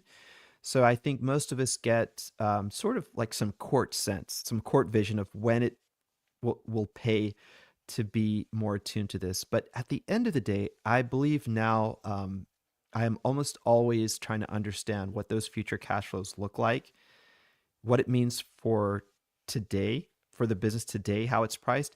And the third thing that I'm much more mindful of, and this is obviously influenced from some people like Andy Cross, who's really great at this, and some other people on our team. Tom King is one, Kirsten Guerra is another, but the expectation of the market. So Andy really likes to understand what the market thinks about a stock. Like, okay, it's priced at $100. Will, you and I didn't set that price. Who set that price? The other buyers and sellers in the market. And working backward from that, or understanding that, can be really helpful. So maybe that's my takeaway. We're at the beginning of the hour, but I want to impart this both as a reminder for veteran investors and as just something to explore for newer investors. What does the market think about a company? You see the price. Why are they paying a premium for it, if that's what it looks like, or why are they discounting it? And I will put a layer to that, saying that sometimes the market is just so incredibly right as a like groupthink, crowdsourced, conventional wisdom vehicle, and sometimes they're wrong. Anyway, we could peel some of those layers of the onion later in the hour. Yeah. Having said that, let me ask you to tackle Sadaf's question, and then I'll also take a crack at it. Yeah. So, honestly, I don't. It's kind of hard to say. I look more at the individual stock and the individual value proposition of the stock. than where the market is very often. Now, I do look at where the market is because I have been burned on this. But I will say that usually bear markets are my favorite time to buy, even though that might sound crazy. But when you're in a bear market, the stocks are on sale for one. And two, there was just sometimes it's like, okay, how can this go down further? And I don't have a good answer to that question. Sometimes when I don't have a good answer to that question, it does continue to fall. But typically, if I find myself asking this, I feel like I'm at least toward the bottom. I didn't do a lot of buying in the 2022 bear market. I just mentioned Palantir. I bought AMD at that time. I bought Qualcomm as well, and so I just looked at the situation and just asked myself, can this really go down further? And sometimes markets act psychologically, and and cheap stocks get cheaper. I think I'm looking at AMD right now, for example. I feel like that one, even though we're not in a bear market in general, I think that one isn't a bear market. And I keep asking myself how it can go down, but it keeps going down. I think it fell below 100 for the first time in a long time this week. So, but but the deeper we're in the bear market, the more comfortable I am adding, even though I don't exactly know when that bear market's going to come to an end. I know it will end at some point. So, but that is hard because I bought a lot of stocks too early back in 2022 also. Just we're talking about valuation. I felt comfortable, paying 30 times sales for DigitalOcean in 2021 before the bear market started, and I ended up getting burned there. During the bear market, I also bought Snowflake. I mean, even though that's always been an expensive stock ever since it began trading. I felt it had come down enough that I felt like it was a quality company, and it had come down significantly, even though it was still kind of expensive. I went ahead and jumped in. Then that one has paid off, unlike DigitalOcean. So you're always taking a chance when you make these moves. But generally the deeper I am in the bear market, the better I feel. Again, you don't know how long it's going to go, but typically they're typically not. Well, how do I say this? They typically give you enough time to ponder these questions. Very rarely do I see a bear market that is very short, except with March 2020 being the exception. I'll also take a stab at this, and actually I want to go ahead and point to which we're going to answer next because it's got a lot of tickers, and I know our producers will appreciate us putting that in there. But we should tackle Ed's question about ranking Top Bill, Kyndryl, TJX companies, MCore, and DoorDash next. So this is interesting because there are technical bear markets, there are financial news bear markets, and there are, why did I even think investing would be fun, bear markets? So what is technical bear market? I think the definition is, one of the general thumbnail definitions is a market that retreats 10% from its most recent high. Okay, so technically that's a bear market. Then we have something a bit longer, as Will was intimating, where you start to see a lot of stories. We're in a bear market. How long will the bear market last? How deep is this bear market? And then there are bear markets of longer duration, which really make you second guess why you began investing. And perhaps those are ones where you can get some great prices, but surprise, surprise, either prices get even cheaper or they linger there. And we really haven't seen the kinds of extended bear markets we had in the 60s and the 70s for a while. But in the 60s, in the 1970s, and I think even the bit in the 80s, we had multi-year bear markets. Some of them lasted 7 or 8 years at a stretch. Or a lot of individual stocks go through long bear markets too. I think between 2000 and 2014, Microsoft was actually down. Sure. So okay, that's great. And I should say on the converse side, some of the best companies and best investment opportunities are created during bear markets, in some ways as a response to the macro factors that bear markets engender, or they realize they've been around, those models have been around, but the bear markets make it an ideal time for them to come to market, to the public markets, because they have an answer for what the ailment is. 2 examples, McDonald's and Walmart. Both were IPO'd during bear markets, and both had some traction then because they both offered an alternative during a bear market and it's something to invest in. Here's a company, the economy's in a sort of a recession. Here's a company that may be good because it's offering a product at a cheaper price, or cheaper goods at scale in both cases. So having said this, for me, I think it's okay from the very beginning of a bear market to feel comfortable with the fact that you can participate on the way down for perhaps as long as it takes. The way to get psychologically comfortable with this is that first type of bear market where you see, okay, we've got a 10% correction from the height of the market. Might be a time to take some nibbles and take your time. That paves the way for when prices are really on sale to be able to make that commitment. It's a proactive decision and it's very difficult to make. It sounds so easy in theory, Will. Yeah, I mean, when the market's down 25%, that's when I'm going to put my cash in.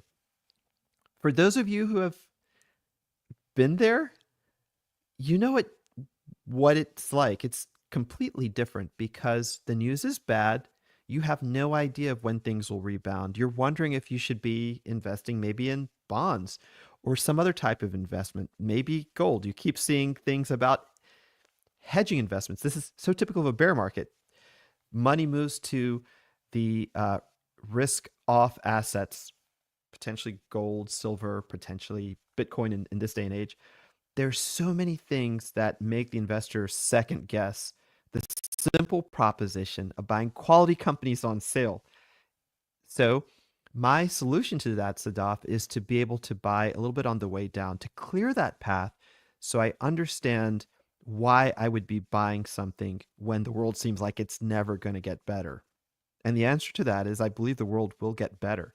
If you are in this for an extended period of time, if you have a holding period that can easily go beyond even the 5 years that the Motley Fool recommends as minimum, if you are ready, willing, and able, or have a reason to invest for 7 years or 9 years or 10, 15, 20 years or longer, then yeah, pave the way down and don't be afraid to buy the businesses you love when they are at a cheaper multiple relative to their historical trading multiples. And that's an easy way psychologically to get more comfortable too. You can pull up, there are many free tools on the web, and actually some Fool tools can help you with this, is try to see what those trading multiples have looked like, how much of a delta there is between a company that traditionally trades at 30 times earnings and now is selling at 17 times earnings, and take that decision and be proactive. But again, this is all so much easier in theory sitting here today than it is in practice, which is why Sadaf asked the question. Okay, so moving on. I know we would move to this next question from Ed. And I might keep going because I'm trying to remember, Will, I think we talked about some of these tickers the last time that we were together, and I think you weren't as familiar with maybe a few of them. Or if you want to take a stab at this first, feel free. Oh, well, yeah, I don't. These are not tickers I follow. I followed Kyndryl, TJX, and DoorDash in the past. MCore and BLD though I don't think I've ever followed. So I'm not sure. And then you have to look at DoorDash, TJX, and Kyndryl are also very different companies. So it's kind of hard to really compare them. I know Kyndryl has been coming back lately. It was, for those of you who don't know what it is, it's it's IBM's old managed infrastructure business. IBM spun it off as it was focusing more on the cloud. And I was in IBM at the time of the spinoff, actually, and I sold off Kyndryl right after I was issued those shares. So you got some shares and you sold them off. That proved to be a good decision for a while, but now it has finally begun to come back. So, well, you have a little bit of an inside track, so I'll pick your brain in a little while, but keep going. Yeah, TJX, I haven't really followed it in a while. I know it's a very, very competitive industry. And also the same with DoorDash. I'm not I was following it for a while, but I haven't really looked at it lately. So I'm not. I'm probably gonna pass this one off to you, to be honest, because Yeah, sure. So, yeah, I'll take a stab at ranking these, but Ed, I want to say too that I like um, the disclaimer that we'll put in here that they're all sort of different companies. So ranking them is a bit hard, but we're talking about valuation in this hour. So I wanted to make sure that we stay true to, in answering all these questions, try to put a little bit of a valuation layer on the answers. And so ranking these, I mean, just looking at their trading multiples is reflective of the different business models. I'm reading off some forward price to earnings ratios here. So for those of you who aren't as familiar with this concept, we take consensus analyst estimates going 4 quarters from today, what a company is expected to earn on a per share basis, and we compare that to the price today. So if you see an elevated multiple, something that's a very high PE ratio, it may imply that you're looking at a company which has a faster growth potential, either in revenue or earnings or both. And if you see something that is a lower multiple versus some other industries or stocks, it could mean that they're just a slower grower, or perhaps there's some value in there. You really have to understand the narrative of the company to make sense of a price to earnings ratio. I know some of my colleagues sort of hate thinking in these terms. I know my friend Emily Flippin says PE ratios are overvalued. They're not as important as they seem.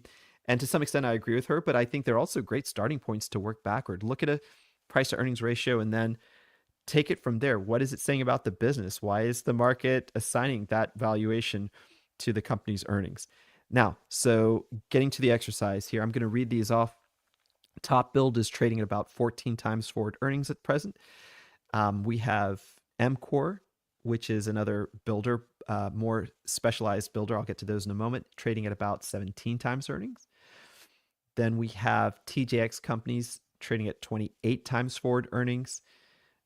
Just very close to that, Kyndryl Holdings at 31 times forward earnings, and DoorDash trading at 42 times forward earnings.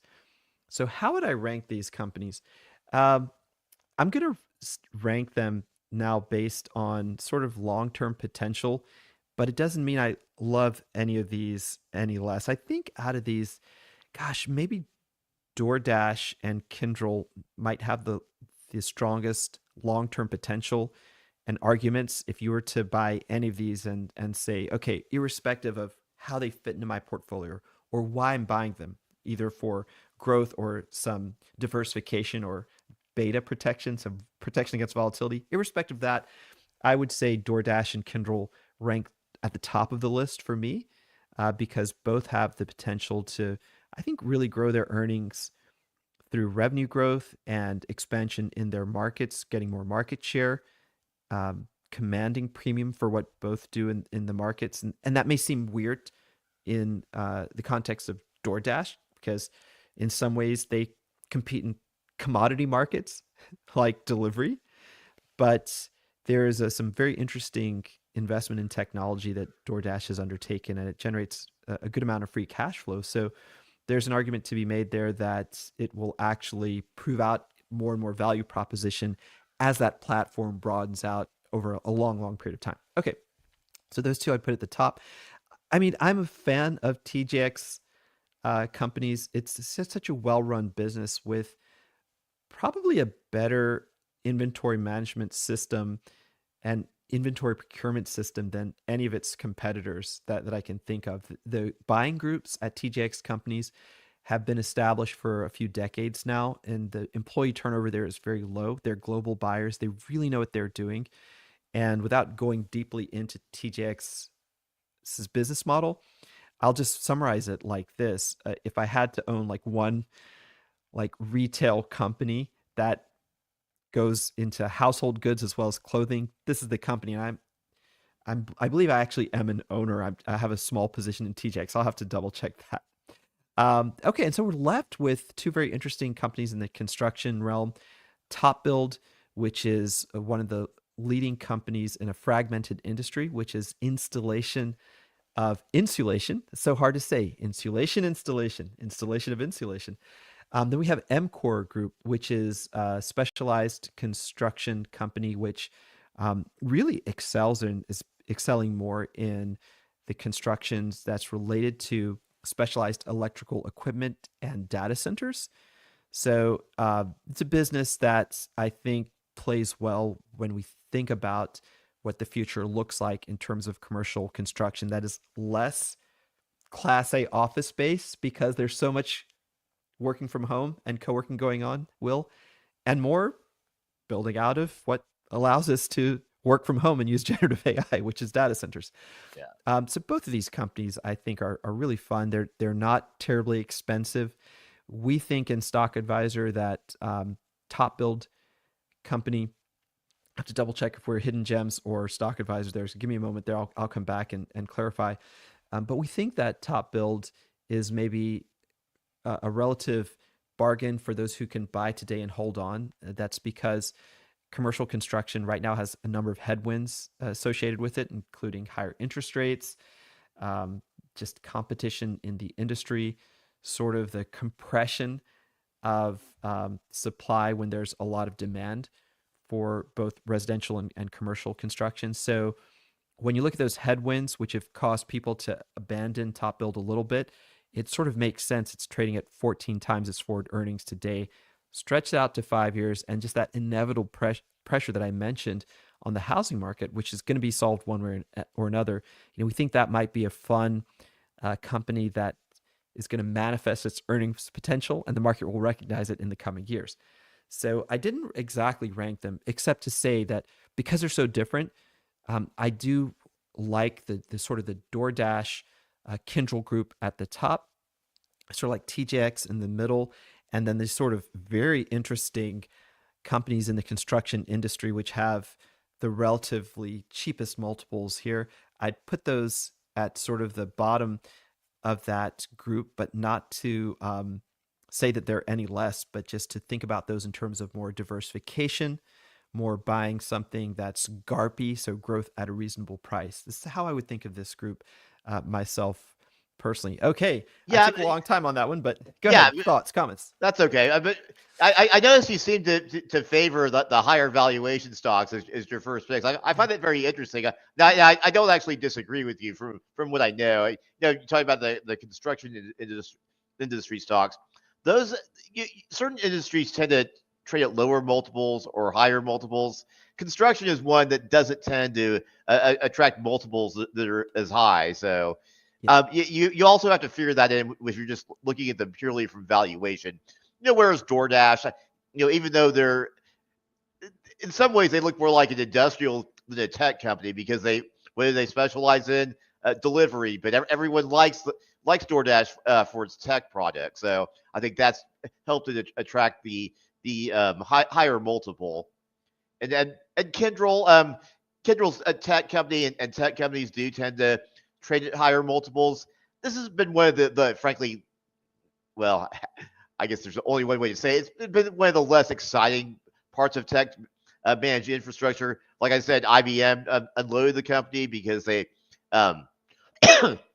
they felt it wasn't going to be a great growth area for them. I support them, making that decision. I think a separate management team can probably derive more growth from a company like that. But as certain types of tech become older, they become commoditized. That tends to have a negative effect on valuation in itself. So you always have to keep that in mind when you're evaluating valuations.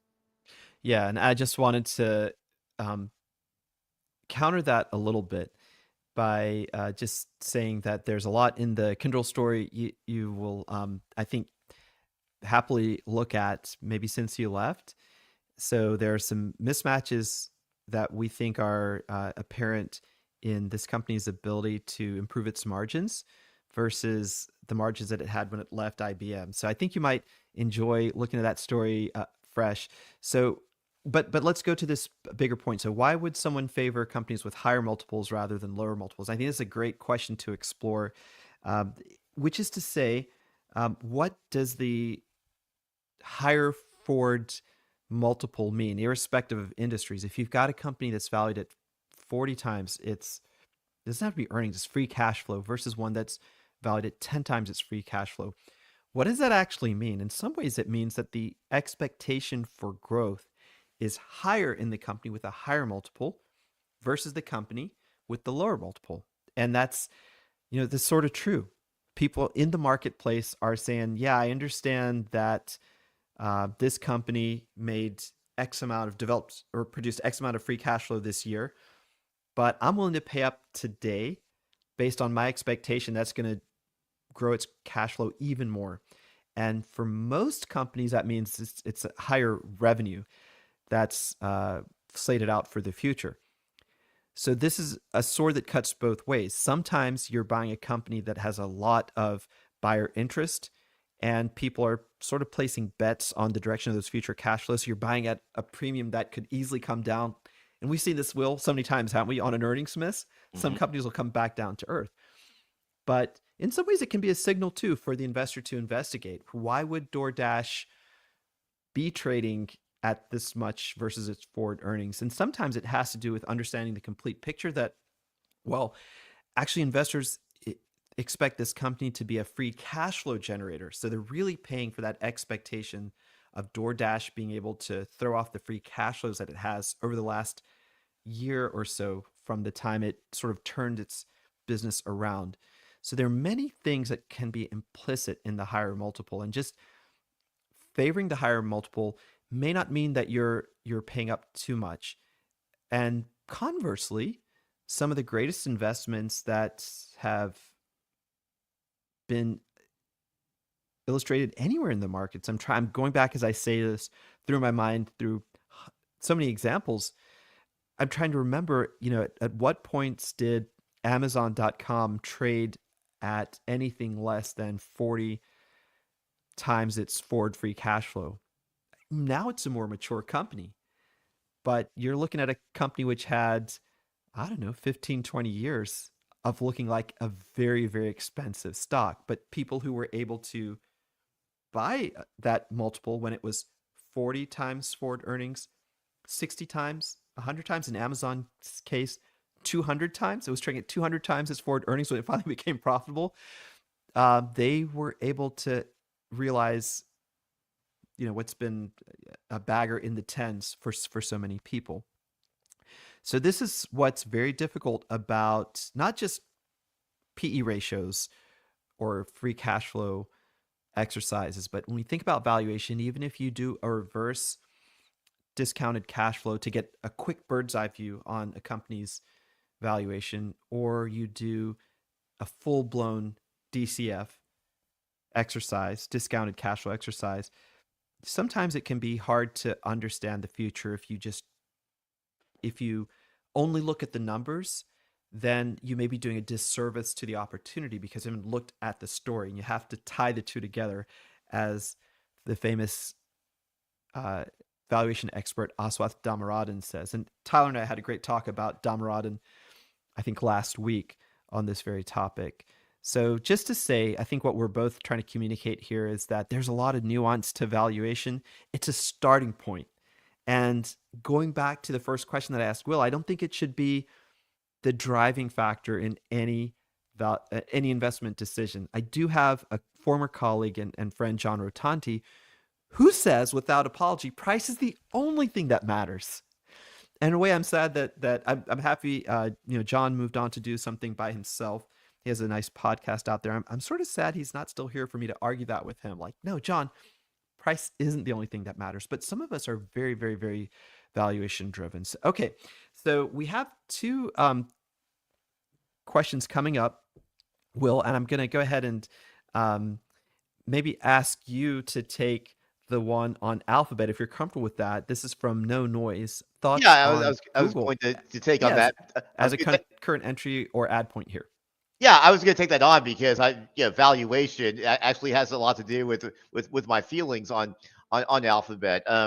The symbol GOOG or GOOGL, both it trades under two tickers, so keep that in mind. Thoughts on GOOG as a current entry or add point here? I actually like it here. It's if you look at the Magnificent Seven, From a valuation standpoint, Alphabet has the lowest valuation among the Mag 7 stocks.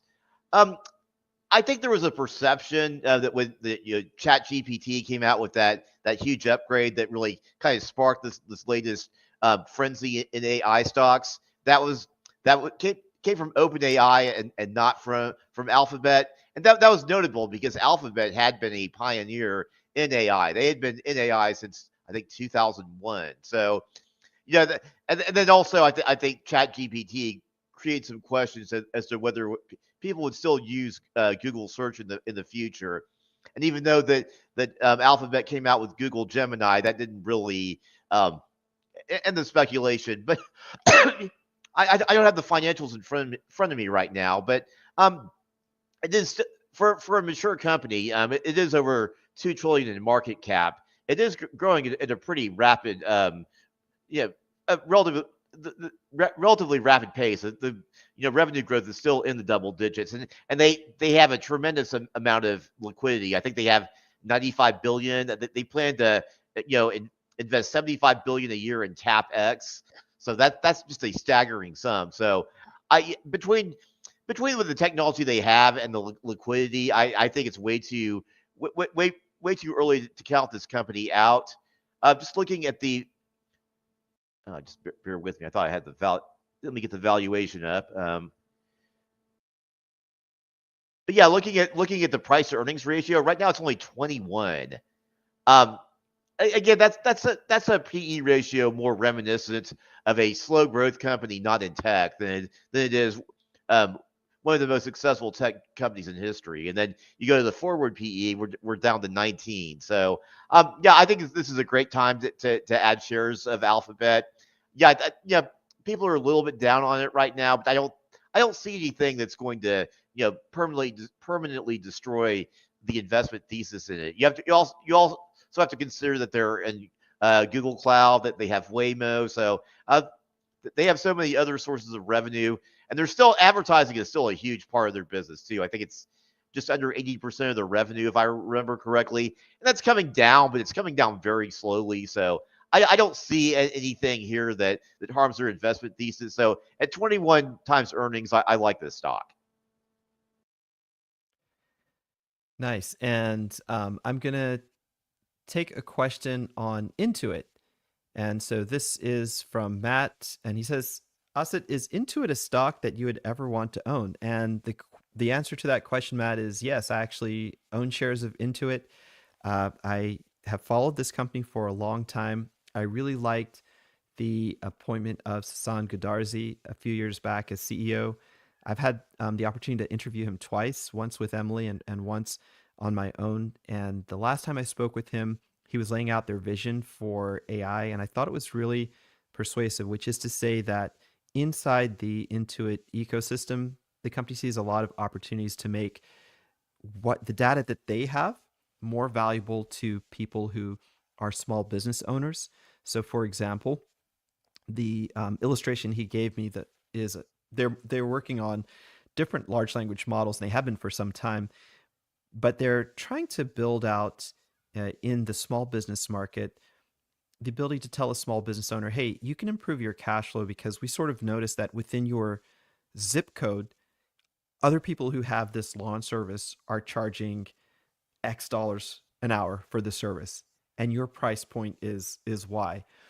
So I don't know if they ever went forward with that exact type of assistance within their tool, but what I do know what they've done is to really have sort of this AI advisor for small business owners, and it just makes that QuickBooks Online so much more valuable, which is already something that small businesses like because they take some of the mystery out of accounting. And I think the move towards the middle market is working out well for them. So that is when you go one step above small business companies and look out at those who use, I would call it mass market software, but sort of industry software. There's a collection of like 10 big names. I think they're doing well moving into that space and dislodging a few of the companies that those who have, let's say, $5 million or more in revenue each year have typically used. So I think they're having success in that mid-market. Another opportunity for them is, of course, the acquisition of companies that are in the personal finance space gives them an end-to-end product where they can cross-market tax, personal finance advice, and then also this online QuickBooks ecosystem for those who happen to own businesses. So those parts and pieces have been, except for the QuickBooks Online group, I call it QBO. I think they have a different term for it today. But I think those have been lumpy in the past few quarters. We see, some quarters where the personal finance segment is like outperforming, and then certain quarters where it just tends to miss the internal revenue and profit estimates. But all in all, it looked pretty cheap lately, and we've been having some discussions within the hidden gems side of the scorecard on just this question from the last hour. Sometimes a stock looks like it's very cheap. Why wouldn't you buy it? I mean, Will was talking about this at the top of the hour. All this to say, I think it still has some risks that we have historically associated with Intuit. I mean, part of its business still is tax heavy, at least for the first 4 months of the year. It makes a lot of its earnings that way, and that's constantly under threat from both competition, from the potential of the U.S. government at some point to simplify how we do our taxes. So you have to be aware of that if you're an investor into it. But I have long admired the company, both former CEO Brad Smith and the current CEO, the way that they approach the business world. They remain relevant. They remain a company capable of being one of these larger enterprise software businesses that could potentially grow at a 10 to 15% clip for a very long period of time. So I do like it. I think there's nuance there, as in any company. And I will say I haven't seen their latest earnings report. I just pulling up a chart here. Maybe they already reported this past week. But at any rate, yeah. So seems like they did. So it's a little less expensive than it was, but still a company that is worth some study. Well, you look at the valuation. Now their trailing PE ratio is at 57, but forward PE it's about 32, which this is actually the original fintech when you think about it. It came along before PayPal, before Square/Block. On account of that accounting and tax software. And as Austin points out, that there is a lot of competition on the tax side and accounting. I mean, I think there's always. I haven't followed the accounting side of it, so as closely, so I can't follow it. But I know QuickBooks is still quite a popular software. But look at some of these growth rates. Let me pull that up. Yeah, revenue expected to grow at 13% this year, and next year at 12%. So given the maturity of this company, that is actually pretty fast. So I think there's some headwinds. I don't know that I would invest in this company personally, but of the U.S. fintechs, I think it's one of the better ones in my opinion. Okay, so let's move on. There's a question from Kenneth, which says Uber is undervalued due to the risk of autonomous driving players like Waymo and Tesla, but it can become the ultimate demand aggregator. Your thoughts? Kenneth, I love this question. I wish that I studied Uber more and could give you a really informed answer, but this is the type of question which is really fun in investing. A company has made a proficiency in one area, and maybe that's under either attack or the growth potential is not there, but it can translate that core competency into something else and still win. So the structure of this question is great. I'm going to give some off-the-cuff thoughts, so please take this with a grain of salt, sort of armchair quarterbacking, since I haven't followed Uber closely in a while. But just to say that, yeah, maybe it has the potential to do that. I have heard that Uber is basically in the marketplace saying we wouldn't. Why would we want to compete with Tesla? Like, they can come onto our platform. We're open to partnering up with them, and I think Waymo as well. And I think I would be doing the same thing. They have the platform that's at scale, so why couldn't they just be the place that all the autonomous platforms, and they're not a whole lot. I mean, actually the trend is in reductions. We've seen with GM pulling up stakes. Why wouldn't you go where the demand is already aggregated? And I guess now arguing against that would be Tesla's tendency to go it alone, to build lots of things that have a software component. Given their investment in AI, their amazing like GPU factory that they have, which purports to be the world's strongest supercomputer, part of me wonders, well, how long would it take for Tesla to develop something that's pretty darn good in terms of being a platform itself for its own vehicles? So that's the one thing that I would study further, is what's the benefit to Tesla if it listened to the overtures from Uber.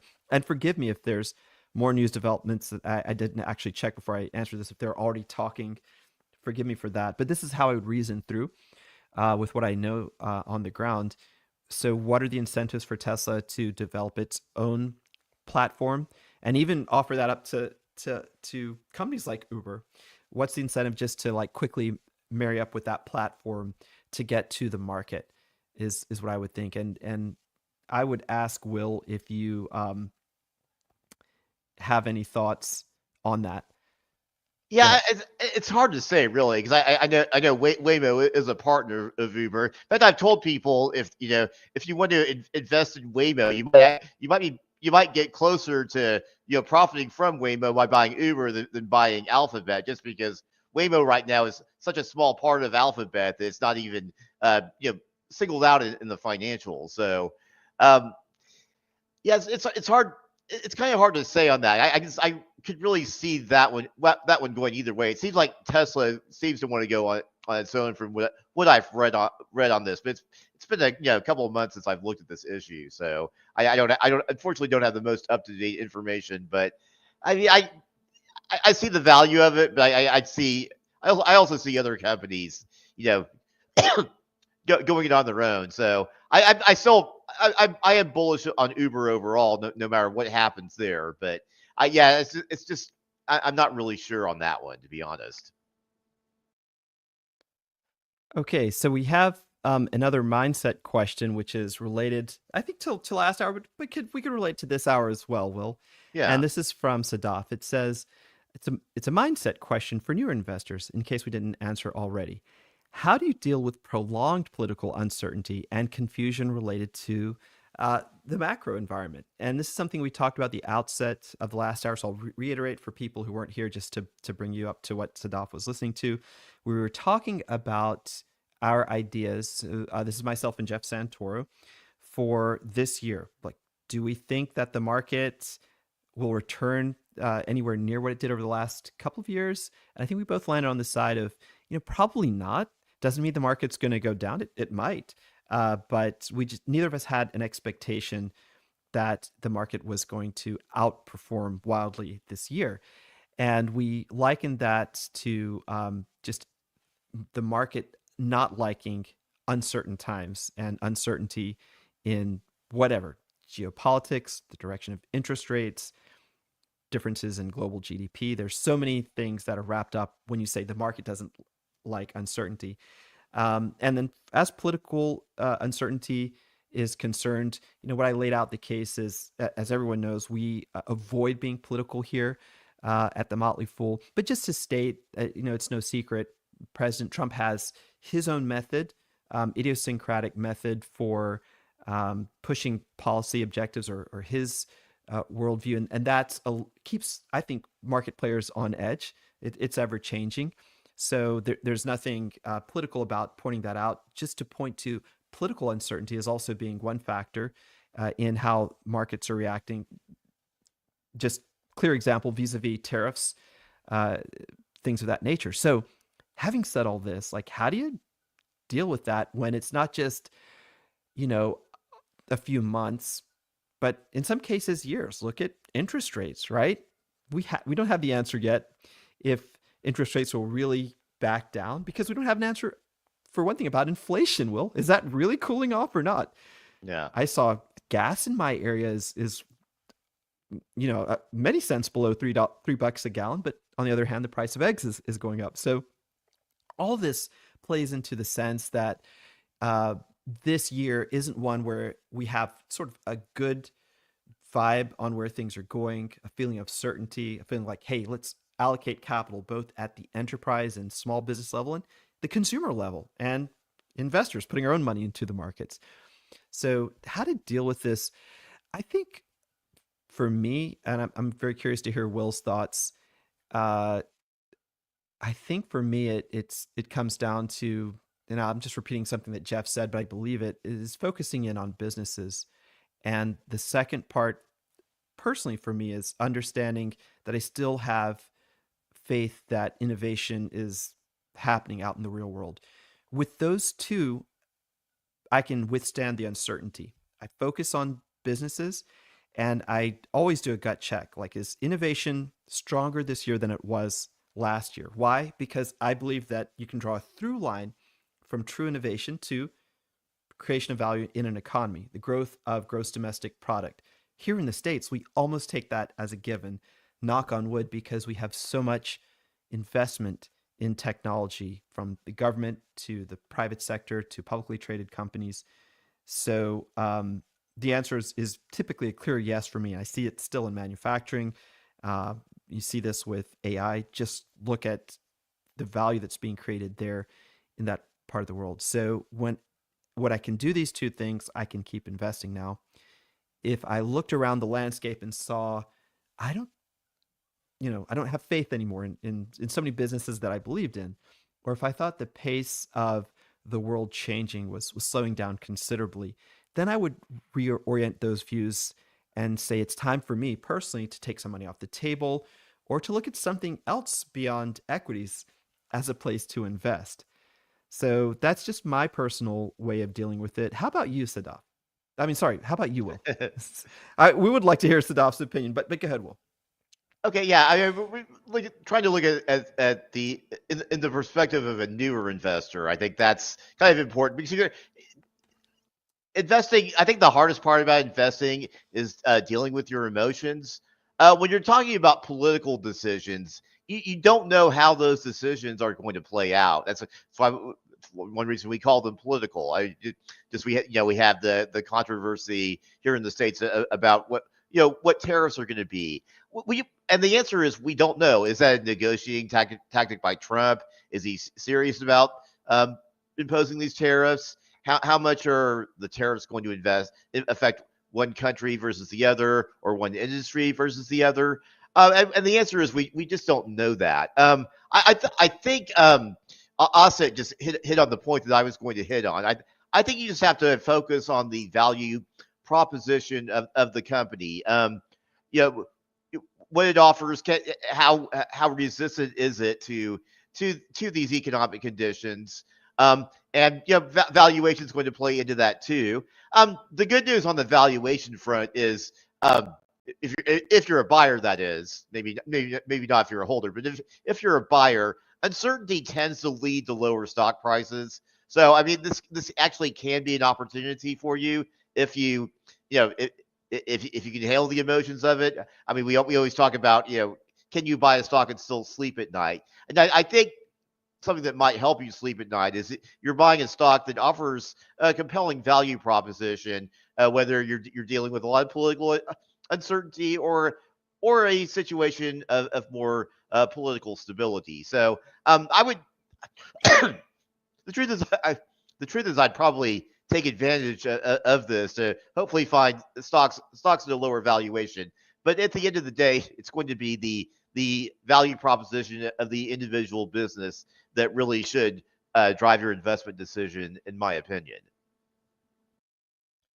All right, so we're nearing the end of the hour. I have one more question I want to make sure that I hit in a few moments here. This is from GD. Is it still a good time to buy build? But I guess before I do that, Will, I'll ask you, what closing thoughts do you have on valuation, and maybe put it in the context of how you're looking at the rest of the year, if that affects it at all. And I will try to take a stab at that as well and answer this question if you have any more. There's still a few minutes to get them in, folks. Well, excuse me. Again, I tend to to target lower valuations. Maybe not extremely low, because a lot of times when the stock is trading at a lower valuation, it is doing so for a good reason. But I look at valuations relative to what they were. Unfortunately, I think you as the average investor may not have access to some of the data that we do in that regard. For someone who works in this profession, I mean, there are some paid services that offer that if you're if you're that big of a player in the investment world. But it's going to really depend on the industry too. Like we were saying with the earlier example, we seem to like DoorDash the best, despite the fact that it had the highest valuation. So it wasn't necessarily low versus high. That's going to vary a lot on the industry. I tend to invest myself into tech and consumer goods, and most of the time I pay valuations for tech that I wouldn't consider in the consumer sector. One stock that's going to announce earnings Thursday after the close, that's been prominent, that stood out for its valuation, is Costco. Costco, I think, is one of the best run retailers around. I'm personally a shopper there. I love going there, but I look at the valuation on it, and pulling that up, it's trading at about, let me see. It's trading right now, it's almost 62 times earnings. Usually when I see a strong performing retailer, brick and mortar, that's mostly brick and mortar anyway, usually you get above 30, you're looking at something kind of expensive. So to see it at 62 times earnings, I think is a little bit alarming. So even though I love the company, I would never encourage investors to pay 62 times earnings for a brick and mortar retailer, especially considering the fact that it's acting like a more mature company. Even though I think it could grow faster than it does, it probably doesn't build as many new warehouses as it could. So as a consequence, most of the time it grows revenue in the mid single digits. And given that, I don't think 62 times earnings is a good price. Now, if revenue was growing at 25, 20, 30, 40%, I'd be a lot more open to pay that kind of valuation. So, I mean, I guess my leaning would be toward what's called the price to earnings to growth ratio, or PEG ratio. I hesitate to bring that up though, because what kind of number nuance. what kind of number you get is going to be what numbers are plugged in. And I look at the numbers for some of these that are plugged in, and I don't really agree with them. So I don't really agree with the published PEG ratios a lot. But I tend to informally look at price to earnings or price to sales if it's not making a profit, and I compare that with the growth and kind of make my decision from there. So if I'm boiling it down to something simple, I use some version of the PEG ratio, although, like I said, sometimes I calculate it myself, and sometimes I substitute the PS ratio when I don't have a PE ratio to work with. Okay, so we're at 3:55, and just to give some brief thoughts on Build. So this is from GD. Is it still a good time to buy Build? I mean, I think it is. Company recently reported pretty solid earnings, and fell mostly in line with the way that we see Build as an opportunity now that's under a bit of like sentiment pressure in the marketplace, but is growing at a slow and steady rate. So if you had a chance to look at our live reveal when I think Tom and Andy and myself talked about Top Build a few weeks ago, one of the things that I was very interested in, and still interested in, is the company's potential for some multiple expansion. As Will had pointed out earlier, in this industry, you're not going to see sky high multiples because the companies don't grow that quickly. But because that sentiment is sort of negative just now, actually Top Build is trading below its historical average on several different valuation multiples. So I think with the latest earnings report, I haven't had a chance to read it in detail. Numbers looked fine. I think the stock was down a few percentage points. Doesn't really change the reason that we recommended it.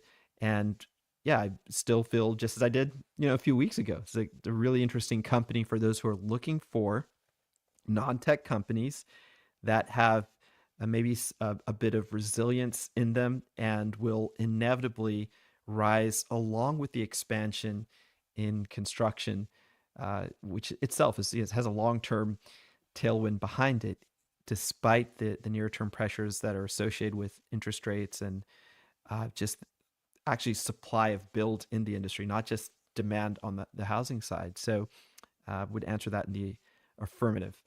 Okay, so we've got 3 minutes, and I see Corey just put a URL, and I'm trying to follow it just now if I can.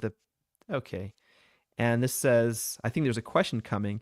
This is I don't work on the Rule Breaker service. I work on Stock Advisor, but I was just curious what was coming here. There's probably a question behind. I just see the rankings to see if there was anything that maybe we talked about that's relevant to this. Could be your comments on Alphabet.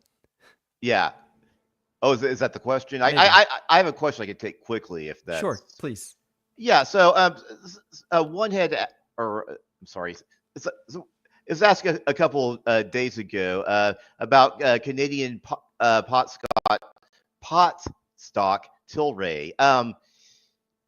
My thoughts on that. I was actually into that. I bought it about a year ago. It had a very low valuation for one thing. I knew it was financially troubled, but I like the fact that they were diversifying into craft beers. I thought, even though that's a very competitive market, it was making them look like more of a consumer stock than a cannabis stock per se. But I think the election went the wrong way for that particular company, for one thing, and I think a lot of the optimism disappeared. It's pretty clear they were going to have to do something to raise more money, and it fell below $1 a share. So I kind of let it go at that point. If you want to own some, I as a speculative position, I wouldn't necessarily object to somebody buying some, but I think it's in a lot of trouble right now. Maybe it pulls out of it, and maybe it doesn't. But like I said, I don't think the political environment's going the right way for them. And craft beers, again, that could be a stabilizer, but it's also a very competitive market. So that's unlikely to grow at a very fast pace. So yeah, I think Tilray's a speculative stock at best. Okay, thanks for answering that. And I realize the question on Rule Breakers would naturally be aimed at Tim Byers, who is coming on in just a moment with Rick Benares. And we're here at the hour, 4 p.m. So I guess, from my side, closing thoughts, 2 different themes over the past 2 hours, but putting them together, talking about market expectations and talking about valuation, as we have in this hour. Well, for me, it always comes down to the businesses. I mean, this is what the game is about, is finding quality businesses, and price is important too, as we touched on many times. Yes.